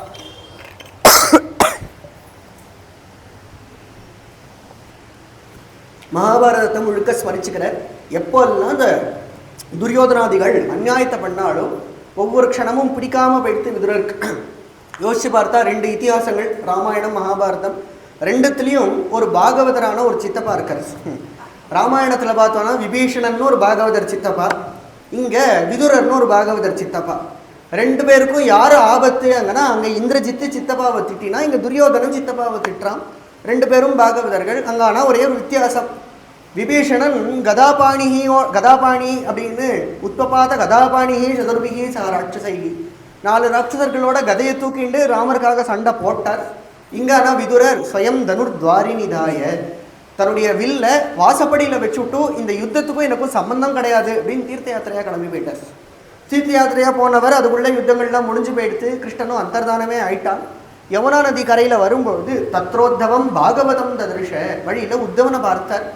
உத்தவனை கட்டிண்டு ஆலிங்கனம் பண்ணிட்டு குஷல பிரஷ்னம் பண்ணவும் உத்தவன் அழுதுண்டே கிருஷ்ண கதையெல்லாம் ஸ்மரிச்சுக்கிறார். அந்த கண்ணன் நம்மளை விட்டுவிட்டு கிளம்பிட்டான், கண்ணன் தன்னுடைய லோகத்துக்கு எழுந்துரைட்டான் அப்படின்னதும் விதுரர் ஓன்னு அழறார். நான் மிஸ் பண்ணிட்டேனே, நான் ஏதோ வைராக்கியமாக கிளம்பி போயிட்டேன் தீர்த்த யாத்திரைன்னு, கண்ணனை பார்க்க முடியாமல் போயிடுத்தே அப்படின்னதும் விதுரரை சமாதானப்படுத்துகிற உத்தவர் அழகா, விதுரா கவலைப்படாத, எந்த பகவானை நம்மளுடைய அந்திம காலத்தில் நம்ம நினச்சி கரையேறுவோமோ அப்பேற்பட்ட பகவான் தன்னுடைய கடைசி காலத்தில் விதுரா உங்களை நினச்சிண்டார். அப்போ என்ன பாக்கியம் விதுரருக்கு? என்ன நினச்சிண்டாரா? கிருஷ்ணன் என்ன நினச்சிண்டானா? என்ன ஒரு காரணம், என்ன ஒரு கிருப்பை அப்படின்னதும் சொல்கிற. பிரபாச க்ஷேத்திரத்தில் எனக்கு உபதேசம் பண்ணான் பகவான். கால் மேலே கால் போட்டுண்டு சதுர்புஜத்தோட பிரசாந்தமாக உட்காந்துட்டு இருக்கும்போது மைத்ரேய முனிவர் வந்தார். அப்போ பார்த்து மைத்ரேயர் ஆக்ஞை கொடுத்தார் பகவான், என் குழந்தை விதுரன்னு ஒருத்தன் இருக்கான், பாவம் தீர்த்த யாத்திரை போயிட்டான், அவனுக்கு ஞானத்தை உபதேசம் பண்ணிட்டும் என் லோகத்தை அவன் வந்து அடையட்டும் அப்படின்னு குருநாதரை அங்கேயே நியமனம் பண்ணிட்டார். இதுவே இன்னொரு பிரமாணம் பார்த்தேன்னா பகவான் தான் குருநாதரை ஒருத்தர் வாழ்க்கையில் அனுப்புறான்னு தெரியுது. பகவானே அனுப்புகிறா மைத்ரேயர். உடனே எங்கே போகிறது அப்படின்னா பிராபத்யத ஸ்வசரிதம் எத்தனை மித்ரா சுகோமுனி, அதே கங்கா நதி தீரத்துக்கு வந்தார் விதுரர். மைத்ரேய மகர்ஷியை தரிசனம் பண்ணார். குருநாதரை தரிசனம் பண்ணதும் காலில் விழுந்து நமஸ்காரம் பண்ணி அழகாக கேள்விகள் கேட்டால் லோகத்தில் எல்லாரும் சுகத்துக்காக தான் ஆசைப்படுறாங்க. ஆனால் கடைசியில் துக்கம்தான் வந்து முடியறது. இதுக்கு என்ன முக்கியமான காரணம், பகவானை எப்படி சுலபமாக அடையிறது அப்படின்னதும் பக்தி தான் இதுக்கான காரணம். இது சாதனம். பக்தியை பண்ணால் சத்சங்கத்துக்கு போய் பகவானுடைய கதைகளை கேட்டால் சுலபமாக கரையேறிடலாம் அப்படின்னு உபதேசம் பண்ணவர். மேலே சிருஷ்டிகளை திரும்ப எப்படி தித்திய ஸ்கந்தத்தில் சொல்லியிருக்கோ அதே போல் பிரம்மானுடைய ஒரு சரித்திரத்தை சொல்லி பிரம்மஸ்துதிகளை சொல்லி பிரம்மா இப்படி சிருஷ்டி பண்ண ஆரம்பித்தார் அப்படின்னு மேலே பௌத்திக சிருஷ்டிகள்லாம் சொல்லிட்டு வந்தார். எப்படிலாம் பசுக்களுடைய சிருஷ்டிகள்லாம் ஆச்சு, காலத்தினுடைய விவரணங்கள்லாம் சொல்லின்னு வந்தவர். கடைசியில் சுவாயம்புவ மனு சதரூப அப்படின்ற தம்பதிகளை பிரம்மதேவர் சிருஷ்டிச்சார் அப்படின்னு சொன்னார். பிரம்மதேவர் சிருஷ்டி பண்ணதும் மனு கையை கூப்பிட்டு கேட்டார், நீங்கள் தான் சர்வலோக பிதாமகர், எங்களை பார்த்து ஆக்ஞாபிங்கோ, நாங்கள் என்ன வேலை பண்ண வேண்டியது, ஆக்ஞையை கொடுக்க வேண்டியது அப்படின்னு பிரார்த்தனை பண்ணதும் பிரம்மதேவர் சொன்னார், பூமியில் போய் யாகங்கள் பண்ணி பகவானை சந்தோஷப்படுத்தணும், பிரஜைகளை சிருஷ்டி பண்ணணும். உடனே மனு சொன்னார், பண்ணுறதுக்கு நான் தயார், ஆனால் பூமி இந்த பிரளய ஜலத்தில் ரசாதலம் வரைக்கும் மூழ்கி போயிடுத்து தானே, பூமியை யாராவது உத்தாரம் பண்ணணுமே, பூமியை உத்தாரம் பண்ணாதான் என்னால் அங்கே யாகம் பண்ண முடியும் அப்படின்னு வேண்டினதும் பிரம்மாவுக்கு ஒரு கவலை வந்துடுத்து. பகவான் தான் இதுக்கெல்லாம் ஒரு பதிலை சொல்லணும், பகவான் தான் நமக்கு மங்களத்தை உண்டாக்கணும் அப்படின்னு கண்ணை மூடிட்டு மனசில் நன்னா பகவானை தியானம் பண்ணி இப்படி ஒரு பெருமூச்சு விட்டாராம். இப்படி பெருமூச்சு விடும்போது இத்யபித்யாயதோ நாசா விவராத் சகசானக வராஹதோகோ நிரகாத் அங்குஷ்ட பரிமாணக. அந்த மூக்கு ஓட்ட வழியாக ஒரு சின்ன கட்டவரல் அளவுக்கு பகவான் வராக அவதாரத்தை எடுத்தான். ஸ்வேத வராகம் அப்படின்னு ஆதி அவதாரம். பகவான் ஒரு சின்ன காட்டுப்பண்ணி ரூபத்தில் சூகரமூர்த்தியாக வந்தான். வந்ததும் தத் க்ஷணமே கஜமாத்திர பிரபவிருதே அப்படின்னு ஒரு யானை அளவுக்கு ஒரு பெரிய மலை அளவுக்கு விருசா வளர்ந்தான். ஒரு கர்ஜனையை போட்டால் வேத சப்தமாக கர்ஜிச்சதும் அத்தனை ரிஷிகளும் வந்து ஸ்தோத்திரம் பண்ணுறா. ஜிதம் தே அஜித யஜ்ஞ பாவனா த்ரயம் தனும் ஸ்வாம் பரிதுன்வதே நமகா. அத்தனை ரிஷிகளும் ஸ்தோத்திரம் பண்ணால் பகவான் தான் யஜ்ஞ வராகன். இதெல்லாம் ஒரு தத்துவமான ஒரு அவதாரங்கள் தான். யஜ்ஞத்தை பூமியில் பிரவர்த்திக்க செய்யறதுக்காக பகவானே ஒரு யஜ்ஞனா ஒரு அவதாரம் பண்ணின்னு வரான். திரும்ப சதுர்த்த ஸ்கந்தத்திலையும் யஜ்ஞனா பகவான் அவதாரம் பண்ணி விதிகளை கொடுக்க போகிறான். இப்போ முதல்ல வராக அவதாரம் நடக்கிறது. உடனே அந்த ஜலத்துக்குள்ளே போனார். ஜலத்துக்குள்ளே போனதும் ரசாதளம் வரைக்கும் போனால் அந்த பூமாதேவி பிரார்த்தனை பண்ணியிருந்தா. பூமாதேவியை தன்னுடைய தெற்றிப்பல்னால இப்படி உத்தாரம் பண்ணார். உத்தாரம் பண்ணி வாசலில் வந்து நின்னா ஹிரண்யாக்ஷன் ஒரு அசுரன் நின்னா. அவனை ஜெயிச்சு வதம் பண்ணி பூமாதேவியை ஒரு இடத்துல ஸ்தாபனம் பண்ணார் அப்படின்னு வராக அவதாரத்தை சொன்னார். உடனே விதுரருக்கு கேள்வி வந்தது, இந்த ஹிரண்யாக்ஷன் யாரு அப்படின்னதும் அதற்கு பூர்வ சரித்திரத்தை சொல்லின்னு வந்தார். கஷ்யபர் அப்படின்னு ஒரு பிரஜாபதி இருந்தார். அவருக்கு திதி அப்படின்னு ஒரு மனைவி. தகுந்த ஒரு சமயத்தில் என்ன காரியங்கள்லாம் பண்ணக்கூடாதோ, சந்தியாவந்தனாதிகள் அனுஷ்டானங்கள் பண்ண வேண்டிய சமயத்தில் என்னென்ன காரியங்கள்லாம் பண்ணக்கூடாதோ அதெல்லாம் நடந்ததுனால அவளுக்கு 2 அசுர குழந்தைகள் பிறக்க வேண்டியது அப்படின்னு சாபம் கொடுத்து விடுறார் கஷ்யபர். அந்த அசுர குழந்தைகள் யாரா வர வேண்டியது அப்படின்னா அதுக்கும் ஒரு பூர்வ சரித்திரம் சொன்னார். சனகாதிகள் ஒரு சமயம் வைகுண்டம் போனால் ஜெயவிஜர்கள் 2 பேரும் தடுத்து விடுறான். தடுத்ததும் இவாளுக்கு கோபம் வந்துவிட்டா சனகாதிகளுக்கு. அதனால சாபம் விட்டுவிட்டா, இது தமோ குணம் ரஜோகுணத்தினுடைய ஸ்வபாவம், வைகுண்டமோ சுத்த சப்தமான இடம், ரஜோகுணம் தமோ குணம் இருக்கிற உங்களுக்கு வைகுண்டத்தில் இடம் கிடையாது அப்படின்னு சாபம் விட்டதும் பகவானே வந்து சமாதானப்படுத்தினா, நாங்களே உங்களை கரையேற்றுறேன், கவலைப்பட வேண்டாம், என் ஸ்மரணம் உங்களுக்கு எப்பொழுதும் இருக்கும் அப்படின்னு ஆசீர்வாதம் பண்ணதும் அந்த ஜெய விஜயர்கள் தான் இங்கே திதியினுடைய கர்ப்பத்தில் 2 அசுரர்களாக வந்து பிறந்தா. அவளுக்கு தான் ஹிரண்யாக்ஷன் ஹிரண்யகசிபு அப்படின்னு பேர் அப்படின்னு இந்த கதைகளை சொன்னார். அந்த ஹிரண்யாக்ஷனுக்கு சண்டை போடணும்னு ரொம்ப ஆசையாம். அதனால் ஹிமாலய பர்வதத்துக்கு போனால் அவர் சண்டை போட வரலையாம். வருண லோகத்துக்கு போனால் வருணன் சொன்னார், நான் இப்போ மாறிட்டேன்ப்பா, நான் சண்டையெல்லாம் போடுறதில்லை, அதெல்லாம் விட்டு ரொம்ப நாள் ஆயிடுச்சு, நீ வேணா நாரதர்கிட்ட போய் கேளு, அவருக்கு தான் எல்லா ஆளும் தெரியும், அவர் யாரையாவது ஒருத்தர சொல்லுவார் அப்படின்னா. நாரதர்கிட்ட போனால் நாரதர் சொன்னார், மகாவிஷ்ணு தான்ப்பா சரியான ஆள், உனக்கு அவர்கிட்ட போய் சண்டை போடு அப்படின்னு அமிச்சா. ரசாதளத்தினுடைய ஜலத்திலேருந்து வெள்ள பகவான் வராகனா வந்தார். அப்போ தான் பூமியை உத்தாரம் பண்ணிகிட்டே வந்தார். இவன் திட்டுறான் கண்டபடி. பகவான் ஆனால் அதை கண்டுக்கலை, பூமியை பிரதிஷ்டை பண்ணிட்டு அதுக்கப்புறம் பகவானும் திரும்ப திட்டுறார். பகவானும் வேடிக்கையாக பேசுகிறார், ஒரு வீர வச்சனங்கள்லாம் பேசி யுத்தம் பண்ணி இரண்யாக்ஷனா வதம் பண்ணிடுறார். யஜ்ஞவராகனா எல்லாரும் முதல் வந்த அவதாரம் இல்லையா, அதனால எல்லாரும் ஸ்துதி பண்ணுறா. ரிஷிகளுக்கு ரொம்ப பிடிச்ச ஒரு அவதாரம். முக்கியமாக என்ன அப்படின்னா, வராக அவதாரம் ஞானத்தை கொடுக்கக்கூடிய ஒரு அவதாரம். ஒரு ஸ்தோத்திரத்தில் பாகவதத்திலே வரும்போது ஞானாய வித்யாபுரவே நமோ நமக அப்படின்னே ஸ்தோத்திரம் அமையிறது. ஆழ்வார்களும் பாசுரத்தில் சொல்லும்பொழுது ஞானப்பிரான் அப்படின்னு வராகருக்கு தான் ஒரு பெயரை கொண்டு வந்து வைக்கிறார். அதனால் ஞானத்தை கொடுக்கக்கூடியவராக வராகன் அவருடைய அவதாரத்தை சொன்னார். மேலே இந்த சுவயம்பு சதுரூபா இவாளுடைய சரித்திரம் தான் பஞ்சமஸ்கந்தம் வரைக்கும் இந்த குடும்பத்தினுடைய கதை தான். இவாளுக்கு 5 குழந்தைகள் பிறந்தா. பிரியவர்த்தன், உத்தானபாதன், ஆக்கூதி, தேவகூதி, பிரசூதி. 2 ஆண் குழந்தைகள், 3 பெண் குழந்தைகள். அந்த 3 பெண் குழந்தைகள் கதையை தான் முதல்ல சொல்லிட்டு வந்தார். அதில் முதல் யார் அப்படின்னா ஆக்கூத்தி ருச்சையே பிராதாது அப்படின்னு ருச்சி அப்படின்ற பிரஜாபதிக்கு ஆக்கூத்தின்ற பெண்ணை கல்யாணம் பண்ணி கொடுத்தா. அவள் கதையை பின்னாடி 4வது ஸ்கந்தத்தில் ஆரம்பித்தார். பிரசூதி அப்படின்ற பெண்ணை தக்ஷ பிரஜாபதிக்கு கல்யாணம் பண்ணி கொடுத்தா. தேவகூதி அப்படின்றவளை கர்தம பிரஜாபதிக்கு கல்யாணம் பண்ணி கொடுத்தா. அவளுக்கு தான் கபில வாசுதேவனா பகவான் அவதாரம் பண்ணா அப்படின்னு சொன்னதும் அந்த கதையை விஸ்தாரமாக கேட்கணும்னு ஆசை வந்ததும் கர்தமருடைய கதையை ஆரம்பித்தார். கர்தமருடைய கதை ரொம்ப ஆச்சரியமான கதை. ஒரு பிரஜாபதி, ஒரு ரிஷி தபஸ் பண்ண ஆரம்பித்தார். தபஸ் எதுக்கு பண்ணுவா? எல்லாரும் எதுக்கு பண்ணுவான்னா பகவான் அடையணும்னு பண்ணுவா. ஆனால் இவர் வேற ஒரு காரணத்துக்கு தபஸ் பண்ணார். எதுக்கு அப்படின்னா கல்யாணம் ஆகணும்னு தபஸ் பண்ணார். சில பேருக்கு ரொம்ப நாளுக்கு அப்புறம் கல்யாணம் ஆயிடுச்சுன்னா தவங்கடந்து கல்யாணம் பண்ணான்னு சொல்லுவோம் இல்லையா? நிஜமாலே தவங்கடந்து கல்யாணம் பண்ணாராம் கர்தமர். 10,000 தேவ வருஷம் தபஸ் பண்ணிகிட்டே இருந்தார். இவ்வளோ வருஷம் தபஸ் பண்ணியும் பகவான் பிரத்யட்சமாக வரல. பகவான் பிரத்யட்சமாக வந்துட்டா அப்போ தபஸுக்கு துல்லியம் பகவான் அப்படின்னு ஆயிடும் இல்லையா? இப்போ அப்படி கிடையாது. பகவான் சுத்தமான ஹிருதயத்துக்கும் பிரேமைக்கு தானே வரான். இவர் ரொம்ப வருத்தப்பட்டு இருந்தார். இவ்வளோ வருஷம் நான் தபஸ் பண்ணி பகவான் வரலை அப்படின்னா நான் இன்னொரு வேளை தபஸ் பண்ணுமோ? தபஸ் பண்ணால் அது தகும். வாஸ்தவம், பகவானுடைய தரிசனத்துக்கு எவ்வளோ தபஸ் பண்ணாலும் தகும் தான். ஆனால் என்னால் முடியலையே, பகவான் கிருபை பண்ணாதான் உண்டு அப்படின்னு அவரை மீறி 2 சொட்டு கண்ணீர் வந்துதான் உடனே பகவான் தரிசனம் கொடுத்துட்டாங்க. கருடன் மேலே சதுர்புஜத்தோடு அப்படி வெள்ள அஸ்திரத்தை கட்டிட்டு ஜம்முன்னு பகவான் வந்து நின்னா முன்னாடி. அப்போ யோசிச்சேன், 10,000 வருஷம் தபஸ் பண்ணேனே, அதுக்கு வராத பகவான் 2 உண்மையாக சொட்டு கண்ணீர் வந்து கொடுத்தனா அதுக்கு தான் பகவான் விலைக்கு போயிடான். அந்த ஸ்ரீ அண்ணா சொல்லுவார், அந்த 2 சொட்டு கண்ணீர் வரணும்னா 10,000 வருஷம் தபஸ் பண்ணோம். அது லேசில் வந்துவிடாது. கண்ணீர் வந்து கொடுத்தனா வந்துடுவோம் வாஸ்தவம். ஆனால் அது லேசில் வந்துவிடுமா? மனசு உருகிடுமா? அப்போ அதுக்கு இவ்வளோ தபஸ் பண்ணுறது தகுந்தான். பகவான் வந்தானோ இல்லையோ, பகவானை எவ்வளோ வர்ணனைகள் இருக்குது பாகவதத்தில் ஒரு வாட்டி வித்தியாசமாக வரும். இங்கே விசேஷம் எது அப்படின்னா கர்தம பிரஜாபதியை பார்த்து ஒரு சிரிப்பு சிரிச்சாராம் பகவான். அந்த சிரிப்பு என்ன பண்ணிடுது அப்படின்னா மனஸ்பர்ஷஸ்மிதே க்ஷணம். அந்த சிரிப்பு இவர் மனசை தொட்டு விட்டான். அவ்வளோ அழகான ஒரு சிரிப்பு. பார்த்ததும் பகவான் ஆச்சரியமாக ஸ்துதி பண்ணார்.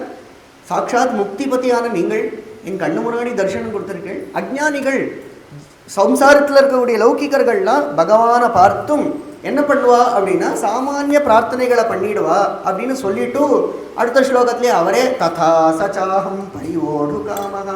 அஜ்ஞானிகள்லாம் லௌகிக பிரார்த்தனை வைப்பா அப்படின்னு சொன்ன அடுத்த ஸ்லோகத்திலேயே நானும் அது மாதிரி தான் அப்படின்னு. எனக்கும் அப்படிதான் ஒரு பிரார்த்தனை இருக்குது. என்ன? கல்யாணம் ஆகணும், நல்ல ஒரு பொண்ணாக பார்த்து நீங்கள் தான் கல்யாணம் பண்ணி வைக்கணும் அப்படின்றதும் பகவான் சந்தோஷப்பட்டார். எல்லாம் பகவானுடைய ஒரு சங்கல்பம் தான். அதனால் பார்த்து டேட்டு முதற்கொண்டு சொல்கிறார், நாளானிக்கு உனக்கு ஒரு பொண்ணு தேடி வருவா, அவளை கல்யாணம் பண்ணிக்கோ, நானே உனக்கு குழந்தையாக பிறக்கிறேன் அப்படின்னு அவன் அனுகிரகமும் பண்ணிட்டான் பகவான். ஒரு நாள் விட்டு மனு வந்தார். மனு வந்து தேவகூதியை கூட்டிகிட்டு நமஸ்காரம் பண்ணி தேவகூதிக்கு சமானமாக ஒரு ரிஷியை கல்யாணம் பண்ணிக்கணும்னு ஆசைப்பட்டு நான் வந்திருக்கேன் அப்படின்னதும் அவரும் ரொம்ப சந்தோஷப்பட்டு அவருக்கு அனுகிரகம் பண்ணார். தேவகூதியினுடைய கையை பிடிச்சிட்டார். ஆனால் பண்ணவர் தபஸ் பண்ணிகிட்டே இருந்தார். எப்படி அப்படின்னா சிவபெருமான போல தபஸ் பண்ணிகிட்டே இருந்தார். எவ்வளோ நாள் ஓடிடுச்சுனே தெரில. திடீர்னு நாள் அவர் கண்ணை திறந்து பார்த்தா என்ன ஆயிடுச்சு அப்படின்னா தேவகூதிக்கு ரொம்ப வயசாகிடுதான். வயசான தேவகூதியை பார்த்து நீ யாருமா அப்படின்னு கேட்டுவார்.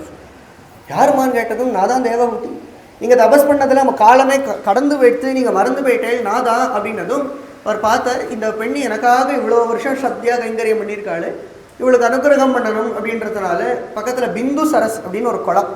அது என்ன குளம் அப்படின்னா பகவான் பார்த்ததும் ஆனந்த கண்ணீர் வந்து தான், அந்த ஆனந்த கண்ணீர் தான் ஒரு பிந்து சரஸ் நான் எடுத்தேன்.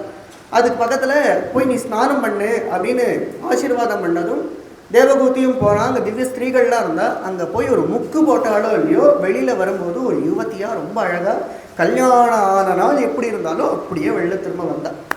பண்டரிபுரத்தில் ஒரு வாட்டி ஒரு சப்தாகம் பண்ணேன். அப்போ ஒருத்தர் இந்த கதையை கேட்டார். கதையை கேட்டு ஓடி வந்தார் கிடுகிடுன்னு. மாமா இந்த கதையெல்லாம் சொன்னேன், கேட்கறதுக்கு நல்லா இருக்கு. அவருக்கு பார்த்தாலே 80 வயசாக இருந்தது. அவர் பார்த்து என்கிட்ட வந்து கேட்டார், இந்த ஒரு குளம் இருக்குதுன்னு சொன்னேலே எங்கே இருக்குதுன்னு கொஞ்சம் சொல்லுங்கோ அப்படின்னேன். நான் சும்மா இருப்பேனா? நானும் சொன்னேன், உங்களுக்கு எதுக்கு மாமா, நீங்கள் தான் ரொம்ப யங்காக இருக்கேளே அப்படின்னேன். அவர் எனக்கு ஒரு படி மேலே இருந்தார். எனக்கு இல்லை சுவாமி, எங்கள் ஆத்து மாமியை கூட்டின்னு போகலான்னு இருக்கேன் அப்படின்னார். அந்த குளம் இங்கே குஜராத்தில் இருக்குதுன்னு சொல்கிறா, தெரிஞ்சால் சொல்லுங்க, நானும் போயிட்டு வரேன். ஆனால் இருக்குது. இதெல்லாம் தபஸுனால நடக்கிறது, ஏதோ சாமானிய குளம்னு நினச்சிடக்கூடாது. தபஸுனால நடக்கிறது இதெல்லாம். அப்போ தபஸு சக்தினால திரும்ப ஒரு இளமை வந்துடுத்து. அவரும் என்ன பண்ணார்னா ஒரு ஃப்ளைட்டை வச்சுட்டாராம். ஃப்ளைட்டை வச்சு எல்லா சித்திரரத்தம் திவ்யமான வனங்களுக்கெல்லாம் சஞ்சாரம் பண்ணார். அவளுக்கு 9 பெண் குழந்தைகள் பிறந்தது. அத்தனை பேரும் ரிஷிகளுக்கு கல்யாணம் பண்ணி கொடுத்தா. அதுக்கப்புறம் பார்த்தா தபஸுக்கு நான் காட்டுக்கு கிளம்பி போயிடலான்னு வைராக்கியம் வர சமயத்தில் தான் ஞாபகம் வந்தது, பகவான் அவதாரம் பண்ணுறான்னு சொன்னானே, அவதாரம் பண்ணுறேன்னு அவனே வாயை திறந்து சொன்னானே, அந்த காலம் எப்போ வருமோ அப்படின்னு நினச்சிட்டே இருக்கும்பொழுது தஸ்யாம் பகுதி தே காலே தேவபூத்யாம் கார்தமம் வீரியமா பன்னா ஜக்ஞே அக்னிரிவதாருணி. டக்குன்னு அந்த காலம் வந்துடுத்து. ரொம்ப காலம் காத்திருந்த எதிர்பார்த்த ஒரு சமயம் பகவான் கபிலவாசுதேவனா அவதாரம் பண்ணான். கபிலவாசுதேவனா அவதாரம் பண்ணதும் தபஸ் பண்ணுறதுக்கு கர்த்தவர் அனுமதி வாங்கின்னு கிளம்பி போனார். தேவகூதி தான் ஆற்றுல உட்காந்துட்டு இருந்தார். உபதேசங்களை கேட்டுண்டா. ரொம்ப ஆச்சரியமான உபதேசம். ஒரு 9 அத்தியாயங்களில் விஸ்தாரமாக சொல்கிறார் கபில பகவான். அதில் முதல்ல பக்தியை தான் எடுத்து சொல்கிறார். எது அப்படின்னா பிரசங்கம் அஜரம் பாஷம் அப்படின்னு சத்சங்கத்தை தான் விசேஷமாக எடுத்து சொல்கிறார். பக்தியை சொல்கிறார். சங்கம் அப்படின்றது வாழ்க்கையில் எல்லாத்தையும் மாற்றிடும். அது கெட்ட வாழ்கிட்ட வச்சுட்டா சம்சாரத்தில் பிடிச்சி இழுத்துடும். அதே சங்கத்தை சாதுக்கள்கிட்ட வச்சுட்டா மோட்சத்வாரம் அபாவிரதம், மோட்சமாகிற கதவுகள்லாம் திறக்கப்படுறது. சத்சங்கத்துக்கு போக வேண்டியது. சத்சங்கத்துக்கு போனால் அதுவும் சங்கம் தானே. எங்கள் கம்பெனி இருக்கோ அங்கே ஒரு தோஷம் இருக்கே அப்படின்னா சத்சங்கத்துக்கு போனால் மட்டும் என்ன அப்படின்னா சங்க தோஷஹராகிதே. சங்கம்ன்ற தோஷம் சாது சங்கத்தில் இருக்கவே இருக்காது.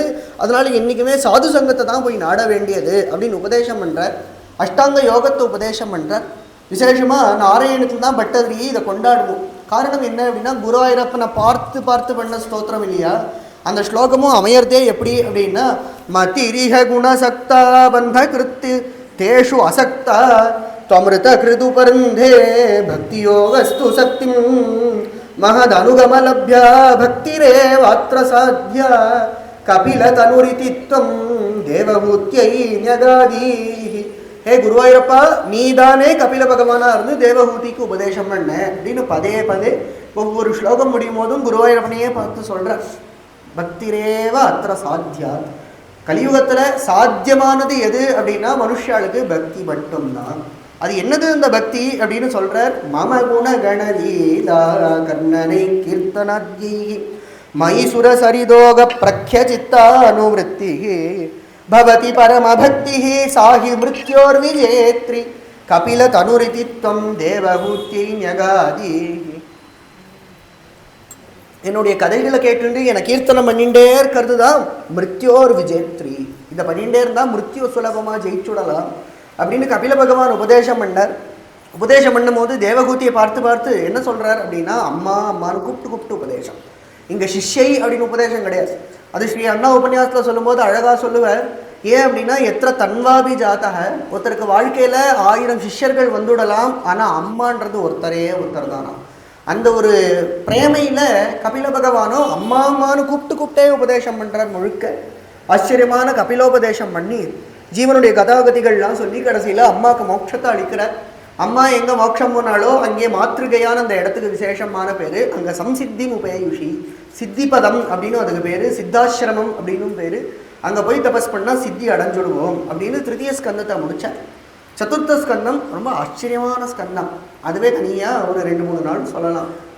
ஏன் அப்படின்னா சதுர்த்த ஸ்கந்தத்தில் அழகாக 4வது ஸ்கந்தம் ஒரு வியாக்கியான கர்த்தா ஒருத்தர் இருந்தார். ராதாரமண கோஸ்வாமி தாஸ் அப்படின்னு பேர். அவர் கௌடிய சம்பிரதாயத்தில் வந்தவர். 18 வியாக்கியானங்கள் உண்டு பாகவதத்தில். ஒன்னொன்று பார்த்தா ஒவ்வொரு தினசாக இருக்கும். சதுர்த்த ஸ்கந்தத்தை அவர் விசேஷமாக எடுத்து வியாக்கியானம் பண்ணுறார். ஆரம்பத்தில் ஸ்லோகம் சொல்கிறார். சதுர்த்தே து சதுர்த்தேஷம் சதுர்த்தாதிகத பிரபும் சாதுர்வர்ணித சதுர்த்தாசிரம வந்தியம் தம் ஸ்ரீ சைதன்யமாஸ்ரயே. சதுர்த்தே அப்படின்னா சதுர்த்த ஸ்கந்தத்தில் சதுர்த்தாதிகதம் பிரபு, சதுர்த்தேஷமான எல்லாத்துக்கும் அப்பாற்பட்ட சதுர்த்த நிலைன்னு சொல்லக்கூடிய துரிய நிலையில் அடையக்கூடிய பரபிரம்மஸ்வரூபமான குருவாயூரப்பன் சொல்லக்கூடிய ஸ்கந்தம். சதுர்த்தாதிகதம் அப்படின்னா 4 பல புருஷார்த்தங்களை சொல்கிறோம். எது அப்படின்னா தர்மம், அர்த்தம், காமம், மோக்ஷம். இது 4மே சதுர்த்த ஸ்கந்தத்தில் 4 கதையாக கொண்டு வந்து வச்சுக்கிட்டார். சதுர்த்த ஸ்கந்தத்தில் தர்மத்துக்கு கொண்டு வந்த கதை தான் தக்ஷயஜ்ஞம் முதல் கதை. நாம சங்கீர்த்தன தர்மம், நாமங்களுக்குள்ளேயும் தெய்வத்துக்குள்ளேயும் பேதம் பார்க்கக்கூடாது அப்படின்ற தர்மத்தை சொல்லும்படி தக்ஷயஜ்ஞத்தை கொண்டு வந்து வச்சார். அர்த்தம் அப்படின்னா ஒரு பதவி ஐஸ்வர்யம், அதுக்காக துருவ சரித்திரத்தை கொண்டு வந்து வச்சார். காமம் அப்படின்னா ஆசை, நம்ம என்னென்ன ஆசைப்படுறோமோ பூமி கொடுக்கறது. பிருத்து பகவான் பூமியை கடைஞ்சு என்னென்ன ஆசைப்படுறோமோ அது அத்தனையும் கடைஞ்சு கொடுத்தார் அப்படின்றதுனால காமமும் இதில் அடங்கிடுது. புரஞ்சனோபாக்கியானம் அப்படின்னு ஒரு கதையை சொல்லி மோட்சமாகிற ஞானத்தையும் இதில் உபதேசம் பண்ணிட்டார். இது 4 புருஷார்த்தங்கள் 4 கதையாக வந்துடுத்து. இது 4த்துக்கும் நம்ம அடையணும் அப்படின்னா 4த்துக்கும் ஆதாரம் எது அப்படின்னா பக்தின்றது. அந்த பக்திக்கு ஆதாரமாக ருத்ரகீதத்தை கொண்டு வந்து வச்சார். இதுதான் சதுர்த்த ஸ்கந்தத்தினுடைய ஒரு விசேஷம். இது ஏன் விஸ்தாரமாக சொல்லிட்டு போக முடியும். அதில் ஆரம்பிக்கும் பொழுது சதரூபா சுவாயம்பமனுன்னு சொன்னோம் இல்லையா, அவளுக்கு ஆக்கூதி அப்படின்னு ஒரு பெண் இருந்தா, ருச்சின்ற பிரஜாபதிக்கு கல்யாணம் பண்ணி கொடுத்தா. அவளுக்கு தான் பகவான் யஜ்ஞன் தட்சிணா அப்படின்ற தம்பதிகளாக அவதாரம் பண்ணார். மேலே அத்ரி மகர்ஷி அப்படின்னு ஒருத்தர் இருந்தார். அவர் தபஸ் பண்ணினார், ஜெகதீஸ்வரனை நோக்கி தபஸ் பண்ணினாராம். அவர் இப்படி தபஸ் பண்ணும்போது திடீர்னு கண்ணை திறந்து பார்த்தா பிரம்மா விஷ்ணு மகேஸ்வரால் 3 பேரும் கண்ணு முன்னாடி நின்றுட்டார். பார்த்து அத்திரியை பார்த்து கேட்டார், நீ ஜெகதீஸ்வரனை தபஸ் பண்ண, யாரை கூப்பிட்டா கரெக்டாக சொல்லுவோம் அப்படின்னதும் அத்திரி பார்த்தார், இந்த வம்பு நமக்கு எதுக்கு, நான் ஒருத்தரை சொல்லி இன்னொருத்தரை கோச்சுண்டா நமக்கு தானே ஆபத்து, அதனால நான் எந்த ஜெகதீஸ்வரனை கூப்பிட்டேனோ அவள் எனக்கு அனுகிரகம் பண்ணிட்டோம் அப்படின்னு இவர் ரொம்ப சாமர்த்தியமாக பதில் சொன்னார். 3 பேரும் சொன்னால் நாங்கள் 3 பேருமே ஒன்று தான், தத்துவம் ஒன்று தான், வேறு வேறு காரியத்துக்காக வேறு வேறு ரூபங்களை எடுத்துக்கிறோமே தவிர 3 பேருமே அனுகிரகம் பண்ணுறோம் அப்படின்னு. பிரம்மானுடைய அம்சமாக அவளுக்கு சோமன் அப்படின்ற ஒரு குழந்தை பிறந்தது. சிவனுடைய அம்சமாக தான் துர்வாச மகரிஷி பிறந்தார். விஷ்ணுனுடைய அம்சமாக தான் தத்தாத்திரேய பகவான் அவதாரம் பண்ணார். பாகவதத்திலே சொல்ல கதை இது. அதுக்கப்புறம் நரநாராயணர்களாக பகவான் அவதாரம் பண்ணார், மனுவை காப்பாற்றினார் அப்படின்னு கதைகள்லாம் சொன்னார். 2வது அத்தியாயத்திலேருந்து 7வது அத்தியாய பரியந்தம் தக்ஷயஜ்ஞ கதையை சொன்னார். பிரசித்தமான கதை தான். தாக்ஷாயணியை சதி அப்படின்ற பெண்ணை சிவபெருமானுக்கு கல்யாணம் பண்ணி கொடுத்தார். ஆனால் மாமனாரான தக்ஷனுக்கு ஒரு கோபம், ஒரு மாப்பிள்ளை அப்படின்ற ஒரு அலட்சியம் சிவபெருமான்கிட்ட. அதனால சாபம் விட்டுடுறான், சிவபக்தர்களை தூஷித்து பேசிடுறான். ருத்ரவருக்கு பாகம் கொடுக்காம ஒரு யஜ்ஞம் பண்ணணும் அப்படின்னு ஆரம்பிக்கிறான். தாக்ஷாயினி காதில் இந்த யஜ்ஞத்தை பற்றி கேள்விப்பட்டதும் அவளை போகணும்னு ஆசைப்படுறா. ஆனால் சிவபெருமான் வேண்டான்னு சொன்னாலும் அதை மீறி கிளம்பி போகிறா. மீறி கிளம்பி போனால் இந்த நடக்கிற காரியங்கள்லாம் பார்த்ததும் வெக்க வந்துடுத்து தாக்ஷாயினிக்கு. யஜ்ஜக்ஷரம் நாம கிரேரிதம் நிருணாம் சக்ருத் பிரசங்காதகமாசு கந்தி தத் பவித்ர கீர்த்திம் தமலங்கிய சாசனம் பவானகோ துவேஷ்டி சிவம் சிவேதரகா. அப்பா, நீ பண்ணுற காரியம் என்னன்னு தெரிஞ்சுதான் நீ பண்ணுறியா? கூட இவ்வளோ ரித்திக்குகள் ரிஷிகள்லாம் இருக்காடே, உனக்கு நல்ல புத்தியை போதனை பண்ணலையா? நீ யாரை துவேஷிச்சுட்டு இருக்க தெரியுமா? லோக குருவை துவேஷிச்சுட்டு இருக்கேன். சாட்சாத் சிவபெருமான் ஞானப்பிரதனான தட்சிணாமூர்த்தி சாந்த விக்கிரகம். அவர் பேரே என்னன்னா சிவன். சிவம்னாலே மங்களம். நீ எப்போ ருத்ரனுக்கு பாகம் கொடுக்கலையோ, ஒருவேளை உனக்கு வாழ்க்கையில் மங்களம் வேண்டான்னு நினைக்கிறேன்னு நினைக்கிறேன். உனக்கு வேண்டாம் தான் போல இருக்கே. சிவனை துவேஷம் பண்ணுற, சிவநாமத்தை துவேஷம் பண்ணுற. எந்த 2 அக்ஷரம் நாக்கில் சக்ருத்து பிரசங்காது அப்படின்றார். அப்படின்னா என்னன்னா, சிவநாமத்தை யோசிச்சு ஏதோ மந்திரமா தீட்சை வாங்கி சொல்லணும்னு கூட அவசியம் இல்லையா. ஏதோ போகிற போக்கில் ஹரான்னு வாயில வந்து கொடுத்து சிவான்னு வாயில வந்து கொடுத்து அப்படின்னாலே போருமா, அத்தனை பாப்பமும் தட்சணம் நஷ்யமாயிடுறது. ஸ்ரீத ஐயாவாழ்னு திருச்செந்தூரில் ஒரு பெரிய மகாத்மா இருந்தார். அவர் தன்னுடைய ஆர்த்திகர ஸ்தோத்திரம் ஒரு ஸ்தோத்திரத்தில் சொல்றார், பிரகரா ஹரே திவாதி பணித மதக்ஷைதி பாலிதோ பவதா சிவபாஹீதி வதோகம் சீதன் கிம் கதம் ந பால்யஸ்தே. ஹே சிவபெருமானே பரமேஸ்வரா, ஒரு வேடுவன் இருந்தானா, அவன் சம்ஸ்கிருதத்தில் பேசின்னு இருந்தானா. சம்ஸ்கிருதத்தில் அடி கொல்ல குத்து அப்படின்னா ஹர அப்படின்னு அர்த்தம் சம்ஸ்கிருதத்தில் சொல்லும்போது. அதனால அவன் என்ன பண்ணான், பிரஹர ஆஹர சம்ஹர அப்படின்னு தன்னுடைய வேடுவ குழந்தைகளுக்கெல்லாம் சொல்லி கொடுத்துட்டு இருந்தானா. எல்லாத்தையும் சம்மாரம் பண்ணு, அடி குத்து கொலை பண்ணு அப்படின்னு. சிவபெருமான் ஆனால் அவனை கைலாசத்துக்கு கூட்டிகிட்டாரான்.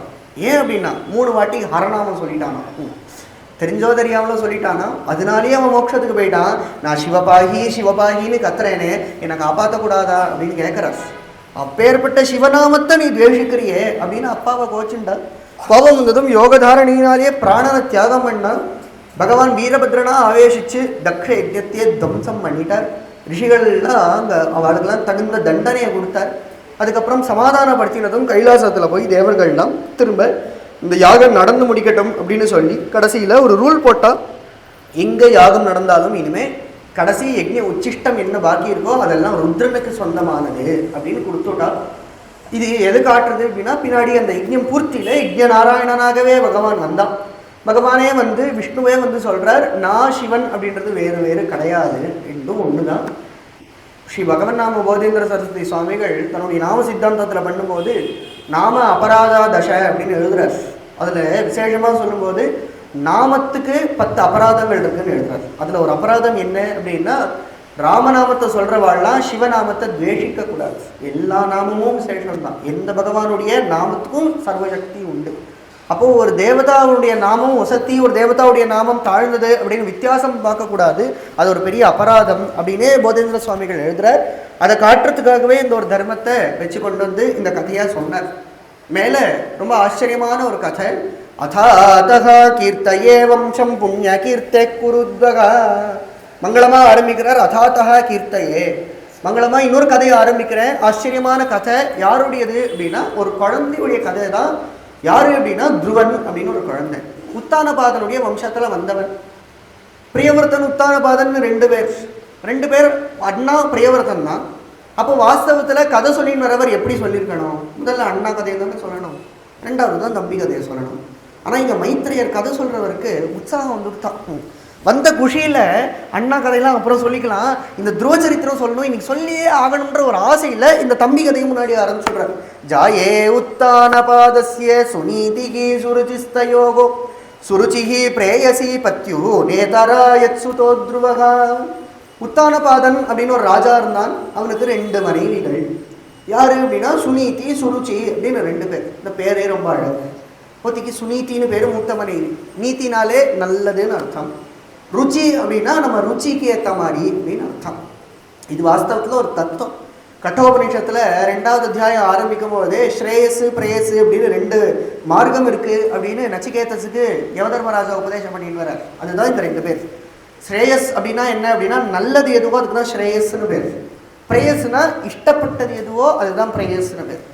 எது நல்லதோ அது நமக்கு பிடிக்காததாக தான் இருக்கும். எது பிடிச்சதாக இருக்கோ அது நமக்கு நல்லதாக இல்லாததாக தான் இருக்கும். சாமான்யமாக ஆகாரத்துலேயே எடுத்துக்கோமே, ஆகாரத்தில் பாவக்கான்னு ஒரு காய் இருக்குது. ரொம்ப நல்ல பாவக்காது.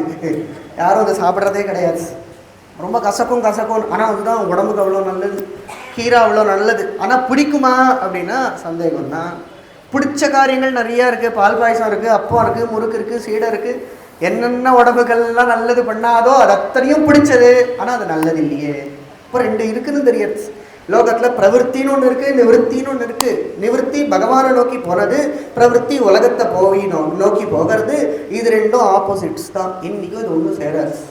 இது 2ம் நார்த்து சவுத்து மாதிரி, வடக்கு தெற்கு மாதிரி. எப்போ வடக்கை நோக்கி போகிறோமோ ஆட்டோமேட்டிக்காக தெற்குலேருந்து தூரம் தான் போகிறோம். அப்போ பகவானை நோக்கி போகிறோன்னா ஆட்டோமேட்டிக்காக லோகம் நம்மளை விட்டு போகிறது தான் அர்த்தம். எப்போ லோகத்தை நோக்கி போகிறோமோ ஆட்டோமேட்டிக்காக பகவான் கிட்டேருந்து தூரம் போகிறோன்னு தான் அர்த்தம். இது 2ம் இன்றைக்கும் சேராது. அப்போ உத்தானபாதனுக்கு இவ 2 பேர் நடுவில் மாட்டின்னு முழிக்கிறான். ஆனால் என்ன ஆயிடுது அப்படின்னா, நல்ல ராஜா பண்ண வேண்டியது போல பண்ணாமல் நீதிக்கு இடம் கொடுக்காம ருச்சிக்கு இடத்த கொடுத்துட்டான். ருச்சிக்கு அடிமை ஆயிட்டான். அப்போ இந்த சுருச்சி என்ன பண்ணிட்டா அப்படின்னா, சுருச்சி முழு கண்ட்ரோல் எடுத்துட்டாளாம். சுருச்சி என்ன சொன்னாலோ அது அப்படியே கேட்டுன்னு வந்தான் இந்த உத்தானபாதன். ருச்சிக்கு அதீனமாக போயிட்டான். நம்ம அப்படி தானே, இது நம்மளுடைய கதையும் தான். ருச்சிக்கு அதீனமாக போயிட்டான். பின்னாடி ஏகாதச ஸ்கந்தத்தில் உபதேசம் பண்ணும்போது சொல்கிறார் பகவான், ஜிதம் சர்வம் ஜிதே ரசே. நீ நாக்க ஜெயிச்சுட்டியானால் எல்லாத்தையும் ஜெயிச்சுடலாம் அப்படின்றார். அவ்வளோ விசேஷம். இப்போ ருச்சிக்கு அடிமை ஆகக்கூடாது. ருச்சிக்கு அடிமை ஆகிட்டான் உத்தானபாதன். என்ன பண்ணுறான் அப்படின்னா, சுருச்சி என்ன சொல்கிறாளோ அது அப்படியே கேட்பான். துளி இந்தண்ட போக மாட்டான். சுனீதியை மறந்தே போயிட்டான். சுனீதிக்கு துருவன் அப்படின்னு ஒரு நல்ல சத்புத்திரன் பிறந்தான். ஆனால் அவளை ஒதுக்கி வச்சுட்டான். சுருச்சிக்கு உத்தமன் ஒரு புத்திரன். அந்த உத்தமனையே வச்சு கொஞ்சிண்டு ராஜ்யத்தில் அவளுக்கு தான் இடம் கொடுத்துருக்கான். பாவம் சுனீதி சாதுவாக இருக்கிறதுனால, சண்டை போடாமல் சகுணஸ்வபாவையாக இருக்கிறதுனால, சுபாவமாகவே நல்ல குணவத்தியாக இருக்கிறதுனால, சாதுவாக இருக்கிறதுனால ஏதோ ஒரு ஓரமாக ஒரு இடத்துல இருந்துன்னு இருக்கா. சுருச்சி என்ன பண்ணுவா அப்படின்னா, அவளுடைய சும்மா ஒரு கல்பனையாக சொல்லணும் அப்படின்னா, எப்படி இந்த ராஜாவை ஒரு கண்ட்ரோலில் வச்சுருக்கா அப்படின்னா, ராஜ்யத்தில் உட்காருவான். இவன் எழுந்துரு அப்படின்னா அவன் எழுந்துப்பானா, உட்காரு அப்படின்னா உட்காருவானா. அப்படி கண்ணு பார்வை ஜாடையிலேயே எல்லாத்தையும் சாதிச்சு விடுவாளாம். நான் ஒரு வாட்டி இப்படி கதை சொன்னேன். ஒருத்தர் சொன்னார், மாமா எங்கள் கதையை சொல்கிற மாதிரியே இருக்கு, எங்கள் ஆத்து மாமி என்ன சொல்கிறாளோ அதை தான் நானும் கேட்குறேன், என் கதையும் பாகவத கதையும் ஒன்றா இருக்குது அப்படின்னாரு. சுருச்சி என்ன சொல்கிறாளோ அப்படியே கேட்பான்.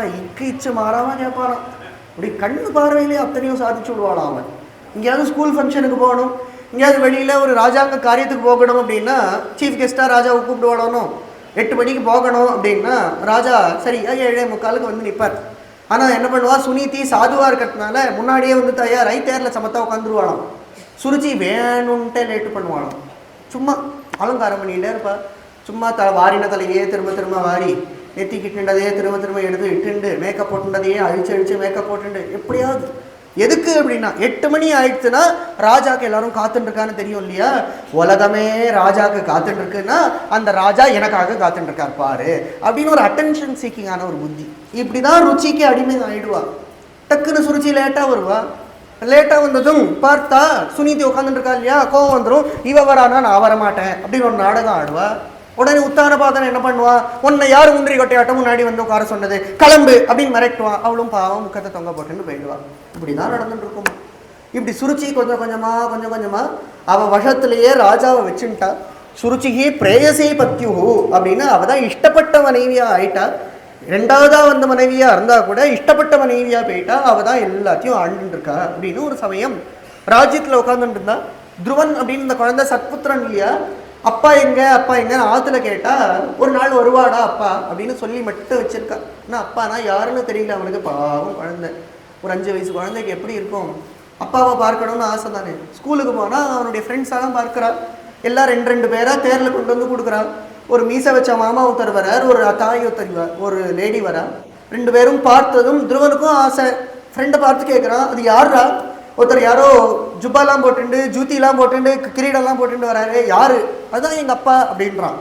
பாவம் குழந்தை கேட்கறது, எல்லாருக்கும் அப்பா அம்மா இருப்பாளா அப்படின்னு கேட்குறான். உனக்கு தெரியக்கூட இல்லையா. உடனே அவன் சொல்கிறான், எல்லாருக்கும் அப்பா அம்மா இருக்கா, நீ என்னடா கேள்வி கேட்குற? எங்கள் அப்பாலாம் மந்திரிகள், எங்கள் அப்பா எல்லாருமே உங்கள் அப்பாவுக்கு தாண்டா வேலை பண்ணுறா. உங்கள் அப்பா எங்கே இருக்கார் தெரியுமா? அதோ பெரிய ஒரு கொடி தெரியறது பார்த்தியா, அங்கே தான் ராஜ தர்பார் அரண்மனை இருக்குது. அந்த தர்பாரில் நடுவில் 9 படிக்கட்டை தாண்டி ஒரு சிம்மாசனம் இருக்கும். வெண்கொற்ற கொடை அடியில் 2 பேர் சாமரம் வீச உபச்சாரம் பண்ண அங்கே உட்காந்துருக்கிறவர் தாண்டா உங்கள் அப்பா அப்படின்னதும் சந்தோஷம் வந்துவிட்டு துருவனுக்கு. கிடுக்கிடுன்னு ஓடி போனான். சின்ன குழந்தை, நல்லா ஒரு ஜிப்பா போட்டுருக்கு, ஒரு புலிநகம் கொத்த செயின் போட்டுருக்கு, ஒரு தங்க செயின் போட்டுருக்கு, கையில் மோதிரம் இருக்குது, நெத்தியில் அம்மா ஒரு சின்ன திலகம் இட்டு விட்ருக்கா, சுருளான கேஷம் அழகாக வாரி ஒரு சாய கொண்டையை போட்டு விட்ருக்கா. அப்படி ஜம்முன்னு ராஜகுமாரன் பார்த்தாலே லட்சணம் தெரியறது. சின்ன குழந்தை படிக்கட்டெல்லாம் கிடுகிடுன்னு ஏறி அந்த ராஜ சபைக்குள்ளே நுழையிறான். பார்த்தா முதல் வாட்டி சபையை பார்க்குறான். பெருசாக இருக்குது சபை. மேலெல்லாம் பால்கனியில் பிரஜைகள்லாம் உட்காந்துட்டு இருக்கா, ஜனங்கள்லாம் பார்த்துட்டு இருக்கா. இந்த பக்கம் 8 ரித்திக்குகள், இந்த பக்கம் 8 மந்திரிகள், பின்னாடி சேவை பண்ணுறவாள்லாம் காவலாளிகள்லாம் நின்றுருக்கா. நடுவில் ஒரு பெரிய படிக்கட்டு, மேலே ஒரு சிம்மாசனம், 2 சிங்க பொம்மை போட்டிருக்கு, ஒரு வெண்கொற்ற கொடை இருக்குது, 2 பேர் சாம்பரம் வீசுறா. ஒத்தி கையில் தட்டில் சில பழங்கள்லாம் வச்சு நின்றுருக்கா. ஒரு பக்கத்தில் சுருச்சி அம்மா உட்காந்துட்டு இருக்கா. உத்தமன் அப்பா உத்தானபாதன் மடியில் வச்சுட்டு லாலனை பண்ணுறதை பார்த்தான். உத்தமன் பழக்கம், நல்லா விளையாடுறது, விளையாட்டில் பழக்கம், ஸ்கூலில் பழக்கம். அட நம்ம தம்பி உத்தமனாச்சே, நம்ம அப்பா தானே, இன்னொரு மடி ஃப்ரீயாக தானே இருக்குது, நம்மளும் போய் உட்காருவோம், அப்பாவுடைய லாரண சுகத்தை அனுபவிக்கணும்னு ஒரு ஆசையில் கிடுன்னு இந்த குழந்தை ஓடி போகிறான். அப்பாக்கே சந்தோஷம். எவ்வளோ நாள் கழித்து இந்த துருவனை பார்க்குறோம். குழந்தைய பார்த்தாலே ஆசையாக இருக்குது, லட்சணங்களை பார்த்தாலே தூக்கி உச்சி முகந்து ஒரு முத்தம் கொடுக்கணும்னு தோன்றது. அவ்வளோ அழகாக இருக்குது இந்த குழந்தை. பார்த்ததும் ஒரு குஷி, எவ்வளோ நாளுக்கு அப்புறம் பார்க்குறோம் அப்படின்னு இந்த உத்தமனை இறக்கி வச்சுட்டு அப்படி எழுந்துக்கலான்னு போகும்போது இன்னொரு குரல். அப்படியே கப்பு சிப்புன்னு உட்காந்துட்டான். பக்கத்துலேருந்து பார்வை வந்து கொடுத்தே சுருச்சி அம்மா. எப்படி உத்தமனை இறக்கி வச்சுட்டு அவன் போக முடியும்? உட்காந்துட்டான். துருவம் ராஜா ந அபியனந்தத. துருவன் வந்தால் கூட ராஜா அதை கவனிக்காத மாதிரி நடித்தா, அதை ஆமோதனம் பண்ணலை, அதை அபிநந்தனம் பண்ணலை. துருவன் வந்தானா உடனே எழுந்து கொஞ்சம் வேண்டிதானே, பண்ணாமல் அப்படியே உட்காந்துட்டு இருக்கான். பெரிய சபை, எல்லாரும் பார்க்குறா. துருவனாக ஏறி போயிட்டான். தடுக்கிறதுக்கு யாரும் ஆளும் இல்லை. துருவனாக ஏறி போயிட்டான். கிடுன்னு படிக்கட்டை ஏறினா அப்பா கிட்ட போகிறான். அந்த மடியில் ஏறி உட்காரலான்னு ஆசையாக போகும்பொழுது எழுந்துண்டா சுருச்சி. பார்த்தா இதை நடக்க விடக்கூடாது. ஏன் அப்படின்னா சின்ன வயசுலேயே அதை கட் பண்ணி விட்டாதான் பின்னாடி மரம் சரியாக வளராதுன்னு. இப்போவே முளையில விடும்போதே அதை கட் பண்ணிவிடணும் ஆசையை. இன்றைக்கி அப்பா மடி, நாளைக்கு சிம்மாசனம். ஏற்கனவே மூத்த மனைவியுடைய பையன்தான். அப்போ என் பையனுக்கு ராஜ்யம் கிடைக்காம போயிடுமோ அப்படின்னு அவளுக்கு ஒரு கவலை வந்ததில் எழுந்துண்டா கிடுன்னு அவன் மடியில் ஏறி உட்காரலான்னு போகும்போது அவன் சிண்டை பிடிச்சி படிக்கட்டில் கீழே தூக்கி போட்டான். கடாசிட்டான். உருண்டு கீழே விழுந்தா, பெருமூச்சை விட்டுருக்கான். இதோட நிறுத்தினாலாவது பரவாயில்ல. அத்தனை பேரும் பார்த்துட்டு இருக்கா சபையில். பிரஜைகள் பார்க்கிறார், ராஜா பார்க்கிறார், அந்த மந்திரிகள் பார்க்கிறார், ரித்விக்குகள் பார்க்கிறா, ஒருத்தர் ஒரு பேச்சு பேசலையே, எல்லாம் பார்த்துட்டே இருக்கா. துருவனும் சுத்தி சுத்தி பார்க்கிறான், இம்மட்டிலும் நடந்தா பரவாயில்ல, பெருமூச்சு விட்டுண்டு அழுக வருது குழந்தைக்கு, அனக்ஷத்திரிய குழந்தை, ஒரு மானம் அவமானம் ஏற்பட்டுடுத்து அப்படின்னா நம்ம அழக்கூடாது அப்படின்னு கண்ட்ரோல் பண்ணிக்க பார்க்கறது 5 வயசு குழந்தை. பாவம். இதை தாண்டி அவன் என்ன பண்றா அப்படின்னா அவன் மனசை தொலைக்கிற மாதிரி வார்த்தைகள்னாலையும் அவனை தாக்கிடுறாளாம். நவத்சன் ரிபதேர் திஷ்யம் பவானாரோடு மருகதி நக்ரிஹீதோ மயா யத்வம் குக்ஷாவபி நிருபாத்மஜக பாலோசி பதனாத்மானம் அன்யஸ்திரீ கர்ப்பசம்ப்ருதம் நூனம் வேத பவான்யஸ்ய துர்லபேர்த்தே மனோரதக தபசா ஆராத்ய புருஷம் தஸ்யைவ அனுக்ரகேண மே கர்ப்பே சாதய ஆத்மானம் யதி இச்சசி நிருபாசனம்.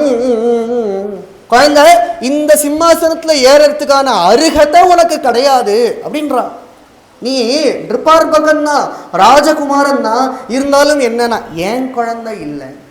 சரி, என் குழந்தை இல்லை, ராணி குழந்தை தானாவது வாயை திறந்து சொல்லலாம் இல்லையா? அவளுக்கு சுனீத்தினா அவ்வளோ கண்டா ஆகாதான். அந்யஸ்திரீ கர்ப்பசம்ருதம், சுனீத்தின்னு பேர் சொல்றது கூட, ராணின்னு பேர் சொல்றது கூட அவள் வாய் கூசர்தான். வேற எவ்வளோ வயிற்றுல நீ போய் பிறந்திருக்கியே, நீ ராஜகுமாரனாவே இருந்துட்டு போ, ஆனால் என் குழந்தை இல்லையே. வேற எவ்வளோ வயத்துல நீ போய் பிறந்துட்டதுனால உனக்கு இந்த சிம்மாசனத்துல அருகதை கிடையாது. ஒரு கால் எது இச்சசீடர்பாசனம், உனக்கு ஆசை இருந்ததானால் நான் சொல்ற பேச்ச கேளு, காட்டுக்கு கிளம்பி போய் நிக்க தபஸ் பண்ணு. தபசா ஆராத்ய புருஷம் தஸ்யைவ அனுக்ரகேண மே கர்ப்பே சாதய ஆத்மானம். காட்டுக்கு கிளம்பி போ, தபஸ் பண்ணு, பகவானை சந்தோஷப்படுத்தி ஒரு வரம் கேளு. என்ன வரம்? சிம்மாசனத்துல அப்பா மடியில போய் உட்கார்னா அதெல்லாம் வரம் கேட்கக்கூடாது. என்ன கேட்கணும்னா, வாழ்க்கைன்னு ஒன்று வாழ்ந்தா, பிறப்புன்னு ஒன்று இருந்தா, சுருச்சி அம்மா வயிற்றுல வந்து பிறக்கணும்னு போய் கேட்டுடுவா அப்படின்னு அனுப்புறான். எப்படி இருக்கும்? பெருமூச்சு விடுறான். ஒரு பாம்பை அடிச்சா எப்படி இது புசு புசுன்னு செய்யுமோ அது போல ஸ்வசந்தண்டகதோ யதாகி பெருமூச்சு விட்டுருக்கான். கண்ணில் ஜலம் வருது, அழுக வருது. ஒரு க்ஷத்திரிய குழந்தை ஆனா அடக்கணும்னு பார்க்கிறான், முடியல. அவனை தாண்டி கண்ணெல்லாம் சவுந்து போயிடுத்து. அப்பாவை ஏங்கி பார்க்கிறான். மிஷந்தம் பிதரம் சன்ன வாசம். அப்பாவும் அப்படியே பார்த்துட்டு இருக்காரு. ஒரு பேச்ச பேச முடியல அவரால். மௌனமா இருக்கார். குழந்தைக்கு தாங்க முடியல. இனிமேல் இந்த சபையில் இருக்கிறதுக்கு அவனுக்கு இருப்பு கொள்ளலை. என்ன பண்ணா அப்படின்னா அம்மா கிட்டே கிடுகிடுன்னு ஓடி வந்துட்டான். அம்மா கிட்ட வந்து ஓன்னு அழுதுண்டே இருக்கான். சுனீதிக்கு பயம் வந்துடுச்சு. என்ன எடுத்தோம், எதோ எடுத்தோம். துருவா என்னடா ஆச்சு, என்ன ஆச்சு? எங்கேயாவது விழுந்துட்டியா? ஸ்கூல்ல யாராவது ஏதாவது திட்டாளா, டீச்சர் அடிச்சுட்டாளா, உன் ஃப்ரெண்ட்ஸ் ஏதாவது உன்னை சேர்த்துக்கலையா, எப்படி இப்படின்னு கேட்டுட்டு இருக்கும் போது அந்த பௌரஜன ஸ்திரீகள்லாம் வந்து நடந்த விஷயங்கள்லாம் சொல்லிட்டா. மகாராணி சின்ன எஜமா ராஜ்யத்துக்கு போனார். தர்பாரில் போனால் பார்த்தா என்ன ஆயிடுச்சு அப்படின்னா, சுருச்சி அம்மா இப்படி பேசிட்டா, இப்படி அவமானப்படுத்திட்டா அப்படின்னதும் சுனீதி என்ன பண்ணணும்? கோவம் தானே வரணும். ஆனால் இங்கே பாகவதன் சொல்கிறது அவளே குழந்தையா. சுனீதியே ஒரு குழந்தை, தாவல தேவ பாலா அப்படின்ற. சுனீதியே ஒரு குழந்தை, அந்த குழந்தையோடக்கு ஒரு குழந்தை துருவன். அது அழுதுண்டு வரும்போது இந்த குழந்தை பாவம் சேர்ந்து அவனை கட்டின்னு இதுவும் அழுதுண்டே இருக்கான். என்ன பண்ணுறது, என்ன பண்ணுறது? இப்படி ஆயிடுத்து. ஆனாலும்டா துருவா, உங்க அம்மா சுருச்சி சொன்னதுல ஒரு சத்தியம் ஒன்று இருக்கு. என்ன அப்படின்னா, நான் துர்பாகியவதி தான். என் வயிற்றுல வந்து நீ பிறந்தது உன்னுடைய பெரிய துர்பாக்கியம். துர்பகாயாமே உதரே கிரகீதகா. ஏன் துர்பகன்னு சொல்றேன் அப்படின்னா, பாரியேதிவா ஓடும் இடஸ்பதிர்மா. இந்த ஊரு ராஜா என்னை பார்த்து மனைவின்னு சொல்லிக்கிறதுக்கு வைக்கப்படுறாரு. இதை காட்டிலும் ஒரு பதிவிரத்தைக்கு என்ன ஒரு கஷ்டம் இருக்கணும்? அப்போ துர்பாகியவதி தான் நான். என்னை பார்த்து மனைவி ராணின்னு சொல்லுக்கிறதுக்கு அந்த ராஜா வைக்கப்படுறானே. இதை விட என்ன வேணும்? இதை விட ஒரு துர்பாகியம் இருக்க முடியுமா? இருந்தாலும் மா மங்களம் தாத பரேஷு மம்ஸ்தா புங்தோ புங்தே ஜனோ எது பரதுக்கதஸ்தது. எந்த அம்மா இந்த நிலையில சொல்லுவான்னு எனக்கு தெரியல. சுருச்சி அண்ணா பார்த்து சொல்றா. துருவா, சுருச்சி அம்மாவை பார்த்து தப்பா நினைக்காத. அவரவர்கள் அவ கர்மாவை தான் அனுபவிச்சுட்டு இருக்கா. ஏதோ நமக்கு நடக்க வேண்டியது, ஏதோ அவமானம் வர வேண்டியது தலையில் எழுதியிருக்க போல இருக்கு. சுருச்சி அம்மாவை திட்டாத, அவளை பற்றி கெடுத எந்த அம்மா சொல்லுவா? இதுதான் சுனீதி. நன்னா வளர்த்து காட்டுறான்றது இதுதான் தெரியுது. பாகவதம் காட்டுறது சொன்னதும் பார்க்குறா, இன்னும் அதை ஆமோதனமும் பண்ணுறா. என்னதான் இருந்தாலும் ஒரு நல்ல விஷயம் சொல்லியிருக்கா. என்ன? பகவானை போய் பாருங்க தானே சொன்னான். எந்த கஷ்டம் வாழ்க்கையில் வந்தாலும் இந்த குருநாதர் சொல்வார், அந்த கஷ்டம் வருது எதுக்காக அப்படின்னா, கஷ்டம் வருவதும் இறைவன் அருளாலே விரட்டி வளரவே உந்தி பெற. எதுக்கு கஷ்டம் வாழ்க்கையில் வருது அப்படின்னா அது இறைவனுடைய அருள்னால தான் வருது. விரக்தி வளர்றதுக்காக தான் கஷ்டம் வருது. அப்போ கஷ்டமே நமக்கு குரு. பரீட்சத்துக்கு கஷ்டம் வரலை அப்படின்னா பாகவதம் கேட்க வந்திருப்பானோ அவன்? இல்லையே. அப்போ துருவனுக்கு இந்த அவமானம் நடந்தது அப்படின்னா அந்த அவமானம் நடக்கணும். அப்போதான் அவன் பகவானை நோக்கி வரான். புரந்தராசர் ஒரு கீர்த்தனத்தில் சொல்றார் என்ன அப்படின்னா, அவமானவாதரே ஒள்ளையது அது அப்படின்றார். அவமானம் வந்ததுன்னா ரொம்ப நல்லது. ஏன்னா அவமானம் வந்ததுனால தானே துருவன் கிளம்பி போனான். இப்போ அம்மா பார்த்து உபதேசம் பண்றாங்க, நீ காட்டுக்கு கிளம்பிப்போ. அவ சொன்னது ஒண்ணு நல்லதுதான். உங்க அப்பா இந்த ராஜா கிடையாது, உங்க அம்மா நான் கிடையாது. யார் இந்த ஊருக்கு உலகத்துக்கே ராஜானா ஜெகதீஸ்வரனான பகவான் குருவாயூரப்பன் தான் உனக்கு அப்பன். அவனை போய் ஆசிரியம். கூட தாயார் உனக்கு அம்மா யாரு அப்படின்னா கையில தாமரை வச்சுட்டு ஒருத்தி நின்றுருப்பா. அந்த மகாலட்சுமி பத்மஹஸ்தா பத்மபிரியா பத்மேக்ஷணா பத்மமாலாதாரிணி அவ தான் உனக்கு அம்மா. அவளை போய் ஆசிரி அப்படின்னு இந்த குழந்தைய அமுச்சு கொடுத்துடுறான். இந்த குழந்தைய அதை என்ன சொல்லணும்? அம்மா நல்ல நேரத்தை பார்த்து சொல்லு, ராகு காலம் எப்போன்னு சொல்லு, வடக்கே சொல்லாமா தெற்கே சொல்லாமா, இல்லை எனக்கு போகிற வரைக்குமாவது ஒரு ஊபர் ஓலாவது புக் பண்ணி கொடு, காடுனாலே என்னன்னு தெரியாது, அட்லீஸ்ட் நீயும் வா, எனக்கு சமைச்சு போடு, ஒரு கட்டு சாதமாவது கட்டி கொடு, ஏதாவது சொல்லணும். போனோம் கிளம்புனா உடனே கிளம்பிட்டான். என்ன வைராக்கியம் இருக்கணும் அப்போ. என்ன ஒரு அதுதான் துருவன். துருவன்னா என்ன அர்த்தம்னா நிரந்தரம்னு அர்த்தம், டிட்டர்மினேஷன் அர்த்தம், அசைக்க முடியாததுன்னு அர்த்தம். அப்படி ஒரு வைராக்கியம் ஒரு புத்தி வந்து விட்டோம், கிளம்பிட்டு ஆகணும். காட்டுக்கு கிளம்பி போயிட்டான். தபசனான்னு தெரியாது, காடுனான்னு தெரியாது. ஒரு ராஜகுமாரன் 5 வயசு காட்டுக்கு தைரியமாக கிளம்பி போயிட்டான். போனவன் என்ன பண்ணுறான் அப்படின்னா தபஸ் பண்ணுறேன்றான். தபஸ் பண்ணி பகவானை பார்க்க போறேன்றான். தபஸ்னா என்னன்னு தெரியாது, பகவான்னா யாருன்னு தெரியாது. அப்போ இவனை சரியா வழி நடத்தணுமே. அப்போ யார் வரா அப்படின்னா குருநாதர் தானே தேடி வர. துருவன் தேடி போலையே, துருவன் தேடி போல, குருநாதர் தானே வரார். அப்படின்னா என்ன அர்த்தம்? பகவான் இவனை தரிசனம் பண்ணணும், இவனுக்கு அனுகிரகம் பண்ணணும்னு முடிவு பண்ணிட்டான். தானே நாரதர் வழியில வந்தார். சிருஷ்டா மூர்த்தினி அகக்னேன பாணினா அப்படின்னு நேராக வழியில வந்து மறைச்சாராம். இவன் கிடுக்கிட்டு தலையை குனிஞ்சு போட்டு நடந்து போயிட்டே இருக்கான் அந்த குழந்தை. உடனே அவனை தடுத்து நிறுத்தினார். டேய், உன் பார்த்தா உத்தான பாதம் பையன் தானேடா நீ, இந்த பக்கம் எங்கே வர? நான் காட்டுக்கு கிளம்பி போகிறேன், தபஸ் பண்ண போகிறேன் அப்படின்னா. முதல்ல இரு, தபஸ்னா என்ன தெரியுமா, காடுனா என்ன தெரியுமா, பகவான்னா யாரும் தெரியுமா? பகவானை நான் பார்க்க போகிறேன் அப்படின்றான். என்னடா பக்கத்தாத்து கோபாலன் மாமாவை பார்த்துட்டு வர மாதிரி சொல்கிறேன்? அவ்வளோ சுலபம் கிடையாது. முனயஹா பதவிம் யஸ்ய நிஸ்ஸங்கேன உரு ஜன்மவிகி நவிதுஹு மிருகயம் தோபி தீவிர யோக சமாதினா. தீவிரமாக யோக சமாதிகள்லாம் பண்ணி தலைகீழ நின்று தண்ணி குடிச்சு தபஸ் பண்ணா கூட பகவானுடைய பாதத்தினுடைய நக்கத்தினுடைய ஜோதியை கூட பார்க்காதவா உண்டு. அப்படி இருக்கும் பொழுது ஒரு ஜன்மவிகி பல ஜென்மாக்களாக தபஸ் பண்ணாலும் பகவானை தரிசனம் பண்ண முடியாதுடா, ரொம்ப கஷ்டம். நீ 5 வயசு குழந்தை இப்போதான் தபஸையே போற அப்படின்னா எந்த நிச்சயத்தில் நீ இருக்க பகவானை தபஸ் பண்ணி பார்த்துருவேன்னு? உடனே துருவன் பார்க்குறான். துருவனை டெஸ்ட் பண்ணுறார். டெஸ்ட் பண்ணுறாரு. இந்த சிஷ்யனை ஏற்றவனா அப்படின்னு பார்க்குறார். இந்த வயசில் உனக்கு மாணவமான இருக்கக்கூடாதுடா, போய் விளையாடு, நான் வேணா உங்கள் அப்பாவுக்கு ரெக்கமெண்டேஷன் பண்ணுறேன் அப்படின்றார். அதெல்லாம் சொல்லும்போது துருவன் அதுக்கு ஏற்ற பதில்னு சொல்லிட்டு வரான். இன்றைக்கி சண்டைனா எங்கள் அதுக்கு நீங்கள் வருவேன், திரும்ப நாளைக்கு சண்டைனா உங்களை நான் இங்கே போய் தேடிட்டு இருக்கேன். அதனால் இந்த சண்டைனா வைராக்கியம் தான் கிளம்பிடணும், திரும்ப சரி பண்ணிட்டு இருக்கக்கூடாது. எனக்கு அவமானம் வந்துடுத்து, எனக்கு க்ஷத்ரிய குழந்தை, அதோ க்ஷத்ரியதாயாக மானபங்கம் அமிர்ஷியதாம் அப்படின்ற நாரதரே ஆச்சரியப்பட்டு போகிறார். மானபங்கத்தில் இவன் கிளம்பி வந்துட்டானே, ஆமான்றான், எனக்கு தபஸ் பண்ணணும், நான் பகவானை பார்க்கணும். டக்குன்னு பார்த்தான் நாரதரை. நாரதர் பார்த்துட்டு சொன்னால், எங்கள் அம்மா உங்களை பற்றி சொல்லியிருக்கா, நீங்கள் ரொம்ப நல்லவர்னு சொல்லியிருக்கா, யாரெல்லாம் பகவானை பார்க்கணும்னு ஆசைப்படுறாளோ அவளுக்கெல்லாம் பகவானை காமிச்சு கொடுக்குறவர் நீங்கன்னு சொல்லியிருக்கா, நீங்கள் அந்த நாரதர் தானா வேற நாரதரா அப்படின்னு கேட்டான். அவருக்கே கொஞ்சம் அவருடைய நேம் இப்படி டேமேஜ் ஆகிடுத்தோ அப்படின்னு பயத்தில் அவரே பார்த்தார், அந்த நாரதர் தான். அப்புறம் ஏன் இப்படி திரும்ப அனுப்பணும்னு பார்க்குறேன்? இல்லை, உன்னை பரீட்சை பண்ணேன். துருவன் அழகாவது குருநாதர் இதை சொல்லுவார். நாரதர் சொல்லும் போது என்ன சொன்னார்? நிஸ்ஸங்கேன உரு ஜன்மவிகி அப்படின்னார் இல்லையா?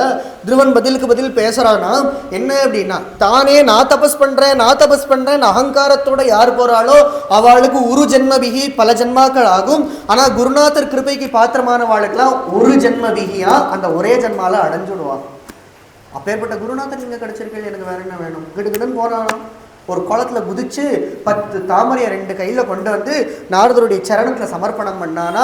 அவனும் கீழே விழுந்து நமஸ்காரம் பண்ணானா. அது எதை குறிச்சுது அப்படின்னா, அவனுடைய 10 இந்திரியங்களையும் குருநாதர் திருவடியில் கொண்டு வந்து ஆச்சாரியனுக்கு சரணாகதி பண்ணார் அப்படின்னார். அப்படி அவனை குடிஞ்சு அவன் தலையில் கையை வச்சு ஆசீர்வாதம் பண்ணி அவன் அப்படி குடிஞ்சு தூக்கும் போது என்ன ஆயிடுச்சு அப்படின்னா, நாரதர் கழுத்தில் ஒரு தாமரை மாலை போட்டுன்னு இருந்தாராம். அந்த தாமரை மாலை அப்படி நழுவி அவன் கழுத்தில் போய் விழுந்துதான். விழுந்ததும் நாரதருக்கு இப்போ ஒரு விஷயம் புரிஞ்சுது. என்ன புரிஞ்சுது அப்படின்னா, கார்த்தால தான் க்ஷீராப்திக்கு போயிட்டு வந்தாராம். உடனே பெருமாள் என்ன பண்ணார், இந்த தாமரை மாலை போட்டு இருந்தார், கயிற்று இப்படி நாரதருக்கு இப்படி தூக்கி போட்டாராம். லாபம் அப்படின்னார். நாரதர் யோசிச்சார், நம்ம என்ன வியாபாரமா பண்றோம், லாபம்ன்றாரு, என்ன புதுசாக ராசி பலன் இவரும் சொல்ல ஆரம்பிச்சுட்டார், உனக்கு இன்னைக்கு லாபம்னு. இப்போ இந்த மாலை துருவன் கழுத்துல விழுந்ததும் ஒன்று புரிஞ்சது, ஒரு உத்தம குருவுக்கு உத்தம லாபம் எதுனா ஒரு உத்தம சிஷ்யன் கிடைக்கிறது தான் பெரிய லாபம். கிடைச்சிருக்கு. இப்படி ஒருத்தன் எங்க கிடைப்பான், பகவானை பார்க்கிறேன்னு எவன் கிளம்புவான். சந்தோஷப்பட்டார், ஆசீர்வாதம் பண்ணார். எல்லாத்துக்கும் ஒரே வழி எது தெரியுமாடா, பகவானை பூஜை பண்றது தான் ஒரே வழி, நீ கிளம்பிப்போ.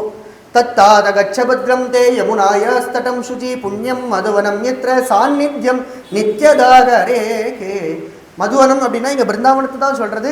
யமுனா நதி தீரத்தில் இளந்த மரங்கள் நிறைய இருக்கக்கூடிய ஒரு இடம் இருக்குது. அங்கே போ, பகவானுடைய நித்திய சாநித்தியம் அங்கே இருக்குது, அங்கே போய் தபஸ் பண்ணு அப்படின்னு அவரே ஒரு ரூபத்தை உபதேசம் பண்ணிடுறார். ஹிருதயத்தில் குருவாயூரப்பனுடைய ரூபத்தை பிரதிஷ்டையே பண்ணிடுறார்.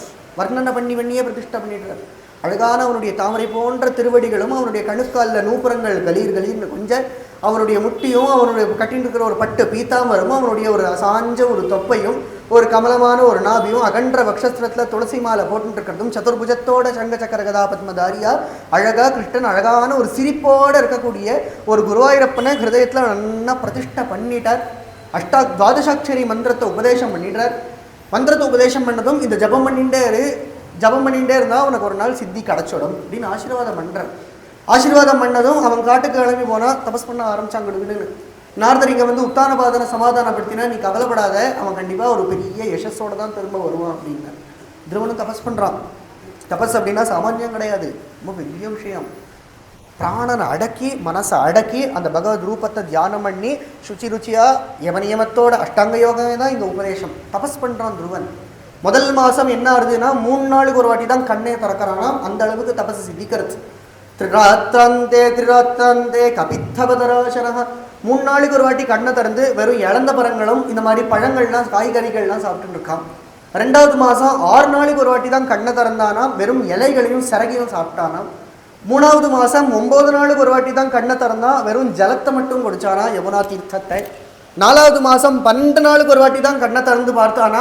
அந்த 12வது நாள் கண்ணை திறக்கும் போது இப்படி ஒரு பிராணாயாமம் பண்ணி பிராணனை மட்டும் சாப்பிட்டானா. அதுலேயே அடுத்த 12 நாள் ஓட்டிடுவானா தபஸுக்கு. இப்படி 4வது மாதம் ஆச்சு. 5வது மாதம் கண்ணே திறக்கலை.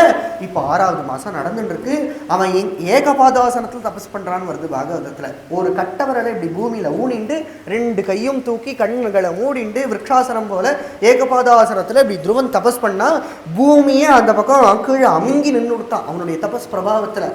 தேவர்களெல்லாம் மூச்சு விட முடியல. பகவான்கிட்ட போய் பிரார்த்தனை பண்ணுறா. பகவான் சொல்கிறான், ஔத்தானபாதிகி மயி சங்கதாத்மா. இதுக்கு ஒரு பதில் எது அப்படின்னா, இதுக்கு விடை எது அப்படின்னா, நான் போய் தரிசனம் கொடுத்தாதான். துருவன் என்னதான் நோக்கி தபஸ் பண்ணுறான். உடனே குருநாதர் அழகாக ஹாஸ்யமாக கேட்பார். பகவான் ஒரு கேள்வி கேட்டாராம் தேவர்களை பார்த்து. என்ன கேள்வி அப்படின்னா, உங்களுக்கு தான் தபஸ் யாராவது பண்ணால் பிடிக்காது, எப்படி இந்த குழந்தைய விட்டு வச்சேன் அப்படின்னு கேட்டான். விஸ்வாமித்ரன் பாவமோத்தர் தபஸ்க்குன்னு கிளம்பினர். ரம்பை அமிச்சா, மேனகை அமிச்சா, மாற்றி திரிசங்கு அமிச்சா, சுரசேபன் அமிச்சா. ராமாயணத்தில் கேட்குறோமே கதை. தபஸ் பண்ணாலே இந்திரனுக்கு ஆகாது, இந்த குழந்தைய மட்டும் எப்படி விட்டேன், இவன் 5 வயசு குழந்தைனா அப்படின்னா தேவர்கள்லாம் கை கூப்பி சொன்னாலாம். அவர்கள்லாம் நான் தபஸ் பண்ணுறேன் அகங்காரத்தில் வந்தால் அவளை கவுக்கிறது ரொம்ப ஈஸியாக போயிடுது. இந்த குழந்தைங்களால் தொட முடியல. காரணம் என்னன்னா, குரு கிருப்பன்றது இவனுக்கு ஒரு வஜ்ர கவச்சமாக ப்ரொடெக்ஷனாக இருக்கு. இவன் நான் தபஸ் பண்ணுறேன்னு என்ன இல்லையா, குரு கிருப்பையில் எல்லாம் நடக்கிறது, பகவானே நடத்திக்கிறான் அப்படின்னா அவன் தபஸ் பண்ணானா. அதனால பகவான் பார்த்தார், சந்தோஷப்பட்டார். எல்லா அலங்காரங்கள்லாம் பண்ணிட்டு டக்குன்னு கிளம்பி போனாராம். கிளம்பி போகிற வேகத்தில் கருடனும் நாமும் கூட வரேன்னு வந்தாராம். கருடன் மேலே ஏறி ஜில்லுன்னு கீழே இறங்கி வந்தார். பகவான் எதுக்கு வந்தார் அப்படின்னு சொல்லும்போது பாகவதம் அழகாக சொல்கிறது, துருவனுக்கு தரிசனம் கொடுக்கறதுக்காக வந்தானா அப்படின்னா இல்லையா. மதோர்வனம் பிருத்ய திதிருக்ஷயாகதா. பகவான் எதுக்காக வந்தானா, துருவனை தரிசனம் பண்ணுறதுக்காக வந்தானா. இங்கே பக்தன் மேலோங்கி ஆயிட்டான், பகவான் தாசன் ஆகிட்டான். ஏன்னா இந்த மாதிரி ஒரு குழந்தைங்க பார்க்க முடியும். 5 வயசுல என்ன ஒரு திருப்தி, என்ன ஒரு தைரியம், என்ன ஒரு கன்விக்ஷன் இருந்ததுன்னா ஒத்த காலில் நின்றுண்டு பகவானை வர வச்சுட்டான். பார்த்தல வர வச்சுட்டானே, குருநாதர் கூடிய சொன்ன பேச்சு அப்படி கேட்டு தபஸ் பண்ணி வர வச்சுட்டானா பகவானே இந்த மாதிரி பக்தர்களை பார்க்கறதுக்கு ஆசையாக ஓடி வரானா. பிருத்திய திதிருக்ஷயாக ஓடி வந்தான். பார்த்தா கண்ண முடின்னு தான் நிற்கிறான். பகவான் வந்தது கூட தெரியல. ஏன்னா உள்ள அந்த ரூபம் அப்படியே பிரதிஷ்டை ஆயிடுச்சு. டக்குன்னு பகவான் உள்ள இருக்கிற ரூபத்தை மறைச்சுண்டா, கண்ணை திறந்து பார்த்தா வெளியிலேயே அதே ரூபம் நிற்கிறதோ இல்லையோ, அவனுக்கு பகவானை பார்த்ததும் முத்தம் கொடுக்கணும்னு ஆசை, கட்டிக்கணும்னு ஆசை, அவனை தொடணும்னு ஆசை, எல்லாம் படணும்னு ஆசை. ஆனால் கையெல்லாம் அப்படி விரைச்சு நிற்கிறது. இவ்வளோ நாள் தபஸ் பண்ணத்துல பகவான் பார்த்தா எப்படியாவது இவனுக்கு ஒரு ஞானத்தை கொடுத்துடணும், இவனுக்கு என்ன ஆசை இருக்கோ, ஸ்தோத்திரம் பண்ணணும்னு ஆசை இருக்கு இல்லையா, அந்த ஆசையை நிறைவேற்றணும் அப்படின்றதுனால பஸ்பர்ஷபாலம் கிருபயா கபோலே, அந்த பிரம்மமயன கம்புனா அப்படின்னு ஞானப்பிரதமான சங்கம் பகவான் வச்சுருக்கான். அந்த சங்கத்தினால எடுத்து இந்த துருவனுடைய கன்னத்தில் இப்படி வச்சானா தத் க்ஷணம் சகல ஞானமும் அவனுக்கு வந்துடுத்து. அந்த ஞானத்தோடையே அவன் அப்படியே ஒரு ஸ்துதி பண்ணான்.